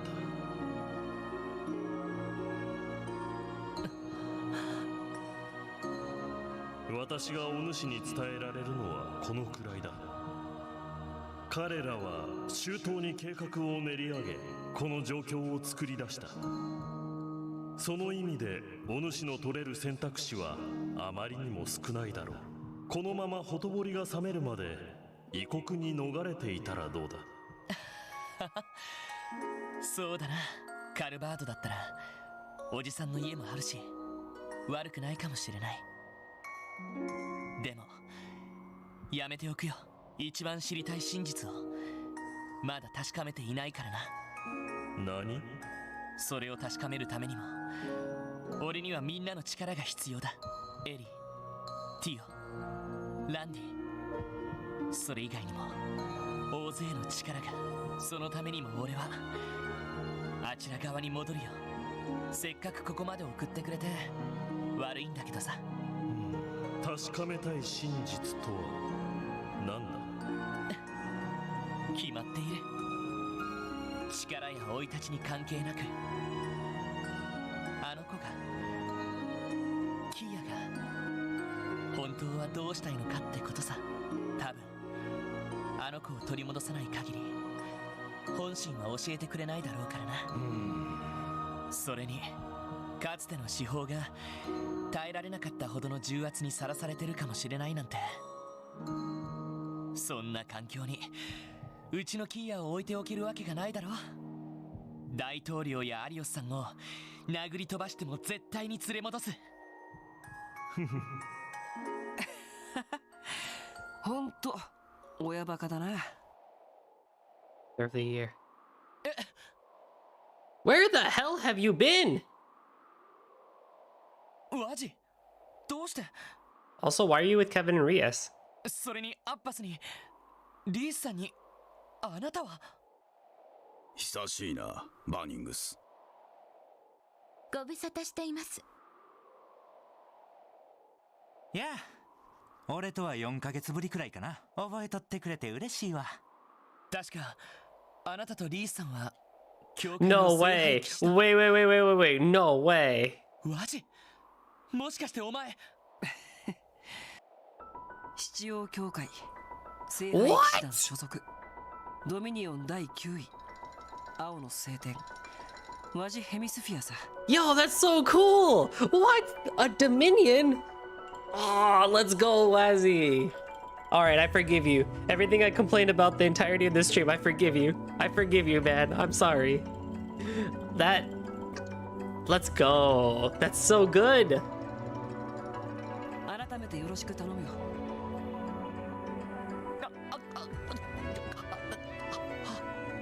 It's my thought. My thoughts exactly, Lloyd. ちなみに自分は騎士団の聖騎士の立場にある。 Oh, that's so good. 和事の補佐が主な任務だ。ああ、もういきなりすぎて何が何だか。 Honestly, they did a really good job of hiding it. それじゃリースさんと最初に会った時お互い何も言わなかったの？すみません、知らないふりをしていました。ヘミスフィア教の潜入調査は極秘とされていましたので。で、彼女が来てくれたおかげでエラルダ大司教の注意が完全にそれてくれたってわけさ。いや、ほんと助かっちゃったよ。お役に立てて幸いです。ま、リースの場合どう考えても普通のシスターには見えへんやろからな。大司教もさぞ面食らったやろ。大きなお世話というか、ケビンは人のことは言えないと思う。なんか誰一人として普通の聖職者には見えないんだが。 Yeah, it's true. まあ、改めての自己紹介はこのくらい。僕たちがこの場に現れたのはそちらの彼に呼ばれたからでね。サイトに？そうさせてもらった。お主の決意が固いのであれば協力者は必要かと思って。僕が潜入していたことからもわかると思うけど、騎士団はある程度今回の事態を予測していてね。ただ黒い助の陰謀やキーヤの正体についてはわからないことも多かったんだ。先日彼と再会した折に一通り教えてもらったけどね。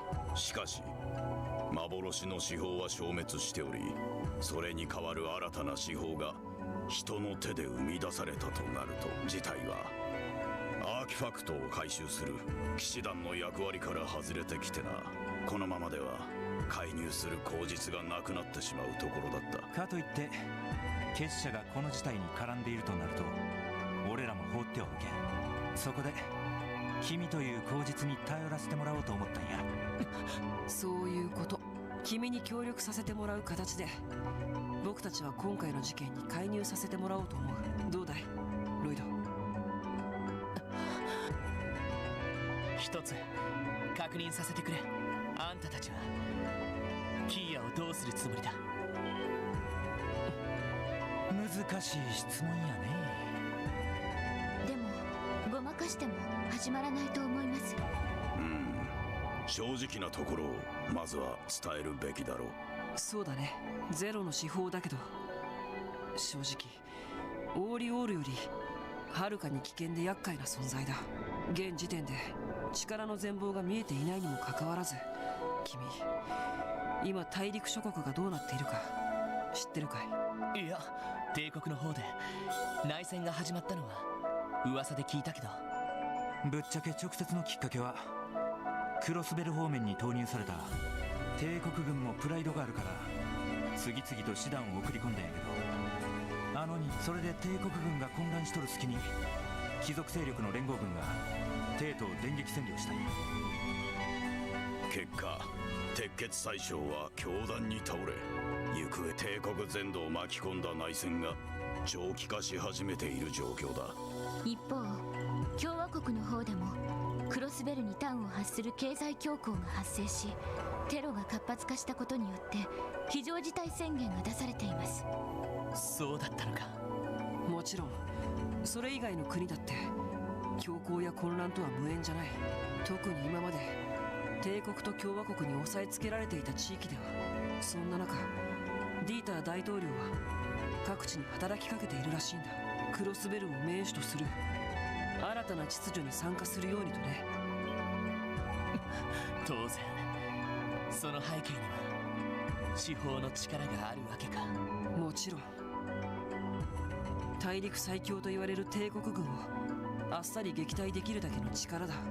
しかも今は結社が用意した3体の人形兵器しかないけど、それが増産されて全てが司法の力を受けて It's crazy that the crew of CS2 had like no idea about all of this. I mean, yeah, they got the Civil War on their hands to be concerned about and not Crossbell, but it's like they never told us any of this, which I find crazy.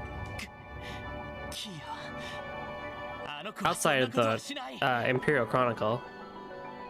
ちなみにあの人形兵器は司法が操っているわけではない。司法の力を受け自律的に行動する守護者のような存在だろう。あのレンという娘が使っていたパテルマテルという機体同様。その意味ではその子の意思とは関係なく勝手に動いとるってことやね。それどころか関係ない連中に利用される可能性だってある。キーヤちゃんの意志とは別にそれだけの力が持つ危険性は無視できないということでしょう。I think it'd be cool to see a Trails game of just the church. それでも構わないから今は協力を頼みたいと思う。 Outside of, you know, Trails in the Sky the Third, but like an actual church game. へえ、てっきり申し出を突っぱねるかと思ったけど。俺だけでなんとかなる事態じゃないのは確かだからな。解決が長引けば長引くほどあの子も苦しむかもしれない。だがもしあんたたちが勝手にキーヤの処遇を決めようとしたら全力をもって阻止するとだけは今この場で言っておく。俺だけじゃない、エリーやティオ、ランディだってきっと同じことを言うはずだ。Oh yeah, for sure, for sure. And then on top of that too, like, it's not like the Trista radio show Aubin time was even happening at the time, so they couldn't get that unbiased opinion. And the Imperial Chronicle ain't gonna tell anything. And they're all busy on their Civil War. That's so cool! 理屈も道理も関係なく、ただあの子の保護者として。秀才くんっぽいのにめちゃめちゃ熱い兄さんやな。ワジ、お前が気に入るのもわかる気がするで。愛してると言っても過言じゃないけどね。ワジ、俺は本気だ。聖杯の騎士としてエイドスの名にかけて誓おう。あの子の処遇に関しては君たちの意見を必ず聞くことを約束する。僕らの立場としてはこの辺りが限界なんだけどどうかな。ああ、十分だ。決まりだな。よし、そんなら早速動き始めるとしようか。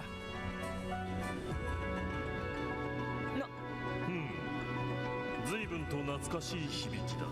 教会の天の車か。Oh, these look cool. I love the look of these little airships. 聖杯騎士団で使っているメルカバという作戦艇です。ステルス機能に加えて光学迷彩機能を備えています。これを使って極秘裏にクロスベル領空に潜入する。心の準備はいいかい？ああ、もちろんだ。キア、それにどうか待っていてくれ。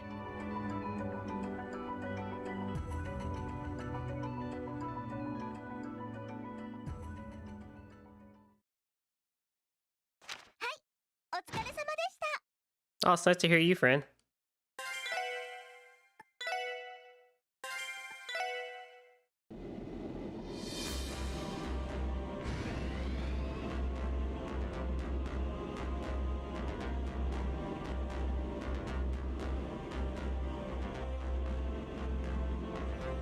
Stepney Church Grail Setter operate a special ops airship, Macabre.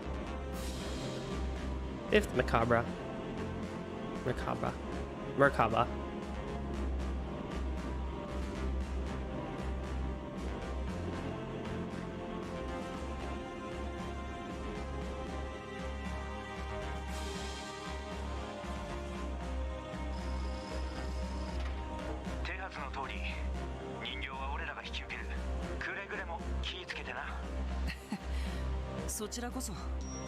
下方狩り、いや千の守り手、あだ名を変えたばかりなのにお役御免にならないようにね。 Thousand Hand Guardian.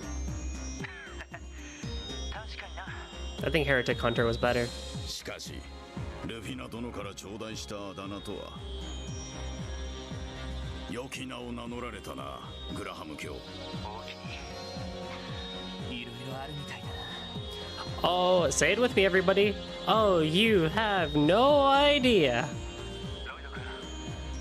大変かと思うけど、キバリア、クロスベルの今の状況では外部からの助けを当てにできん。影を握るとしたら、今まで君がクロスベルで培ってきた絆やろ。培ってきた絆。わかりました。ロイラさん、エイガスの加護、それとエリーさんのこと、どうかよろしくお願いします。ええ、もちろんです。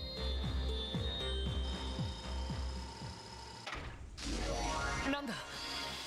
光学迷彩機能を起動した。もちろん完璧ではないし、使用すると速度が落ちるなどのデメリット。このまま潜入したらすぐに高機動タイプの人形が迎撃に現れるだろう。まともにやり合ってもまず勝ち目はないだろうから、5号機に引きつけてもらう。なるほど、その隙に潜入するわけか。聖杯の守り手の手並み見せてもらうとしようか。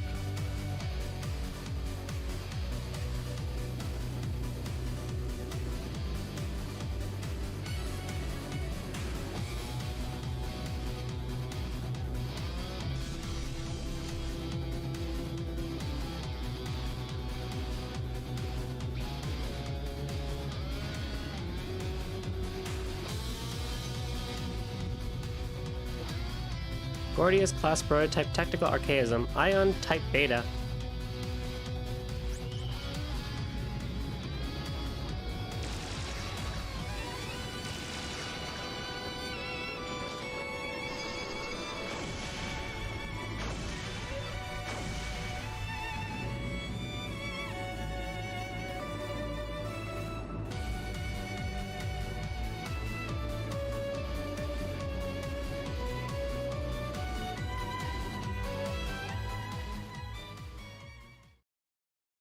Finale, the path we chose. "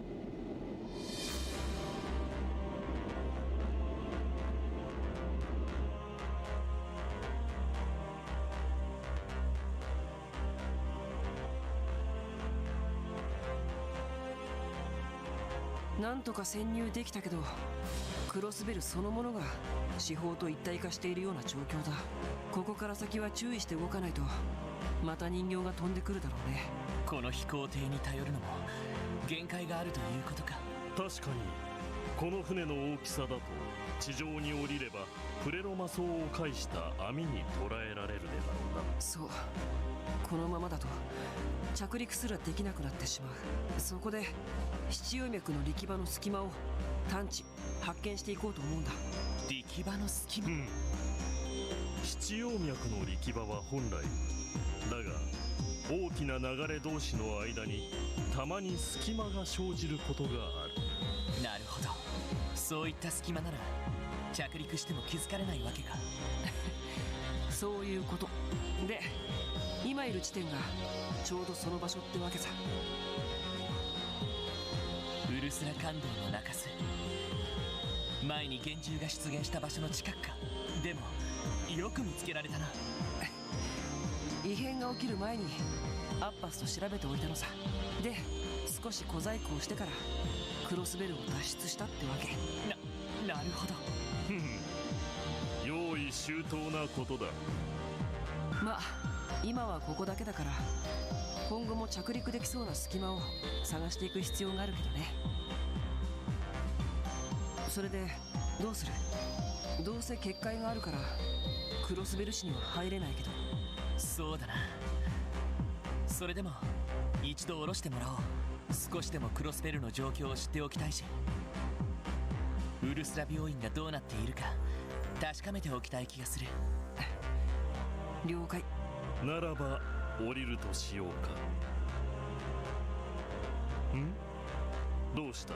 いや、今更ではあるけど、サイトってどうして俺たちを助けてくれるんだ？それにリベールの竜の話だと、君たち聖獣って司法をめぐる因縁については見守るだけで。しかり、古の名役がある。 Overcome the barrier. Do it. だが幻の司法が失われた現在、私の本来の使命もすでに終わって、この身を縛る禁忌も薄れたゆえ、ある程度自由に動けるというわけだ。人の子らに少しばかり力を貸してやるくらいはな。なるほど。 You know you care. それでマフィアの軍用犬事件でも俺たちを助けてくれたのか？うん、そういうことだ。無制限の助力はできんが、しばらく一応警察犬とやらに登録されている身でもあるしな。わかった。ありがたく力を貸してもらうよ。しばらくはこのメンツで動くことになりそうだね。地上に降りたいときはアッパスに声をかけてくれ。あとこのメルカバ内部にもいくつかの設備が整っている。装備、道具、工房機能、必要ならクルーに声をかけるといい。ああ、了解だ。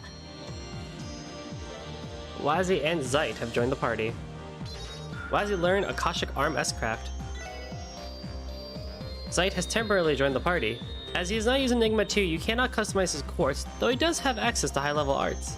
Beware that he also does not have an S-Craft. Additionally, you will only be able to control Lloyd while avoid the Macabre. The other members will be on standby when on the ship. You will, however, still be able to manage all members' equipment in the camp menu and browse for equipment on their behalf at the shop and factory. Dude, legit, we have Zeit as a party member. Legit. Oh, I gotta put this stuff back on for you, man.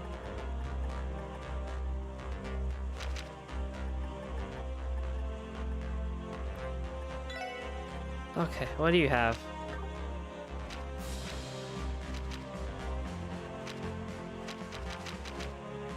I might have to make... I can add mine. I need to upgrade your damn slots, bro. Hang on. Before we do anything, I'm upgrading your damn slots. Fuck!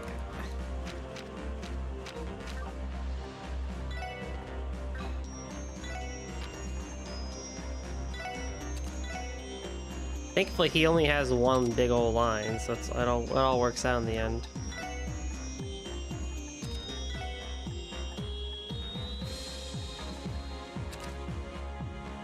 Oh, now that, my friends, is sexy.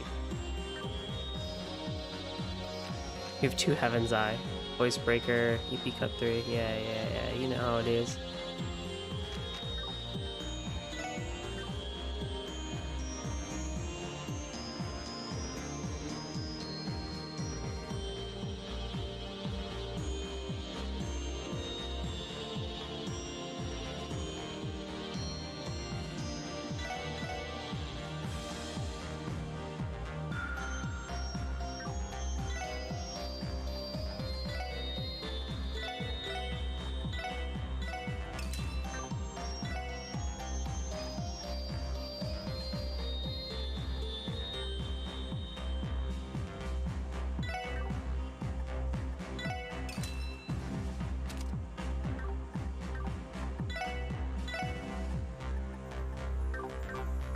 See what else is on this ship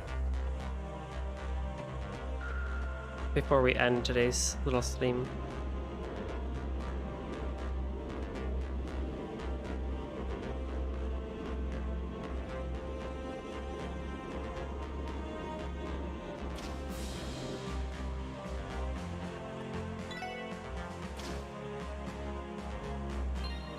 Okay. Wow. What a jam. These sessions are getting more and more jam-packed, aren't they? Oh, alright, so we're very close. I think we maybe only have about 2 to 3 streams left. We'll see. Maybe I might make Saturday a bit of a longer one, actually. Probably another 4 hours like today. I didn't even realize we're hitting the 4-hour mark, but I think, you know, since we're in the final chapter now, about 2 or 3 more streams and we'll be done with Azure, which is right in time for my next break, which is going to be great. So, as always, thank you all so much for coming out to this session of, might be 2 streams? Yeah, depending on how fast we go. There's a lot of dialogue, which usually takes up the bulk of the time, so I'm not too worried about the fights. But yeah, as always, thank you all so much for coming out to this session of Trails to Azure. I hope you guys all have a wonderful rest of your day, and I will see you all next time. Bye-bye.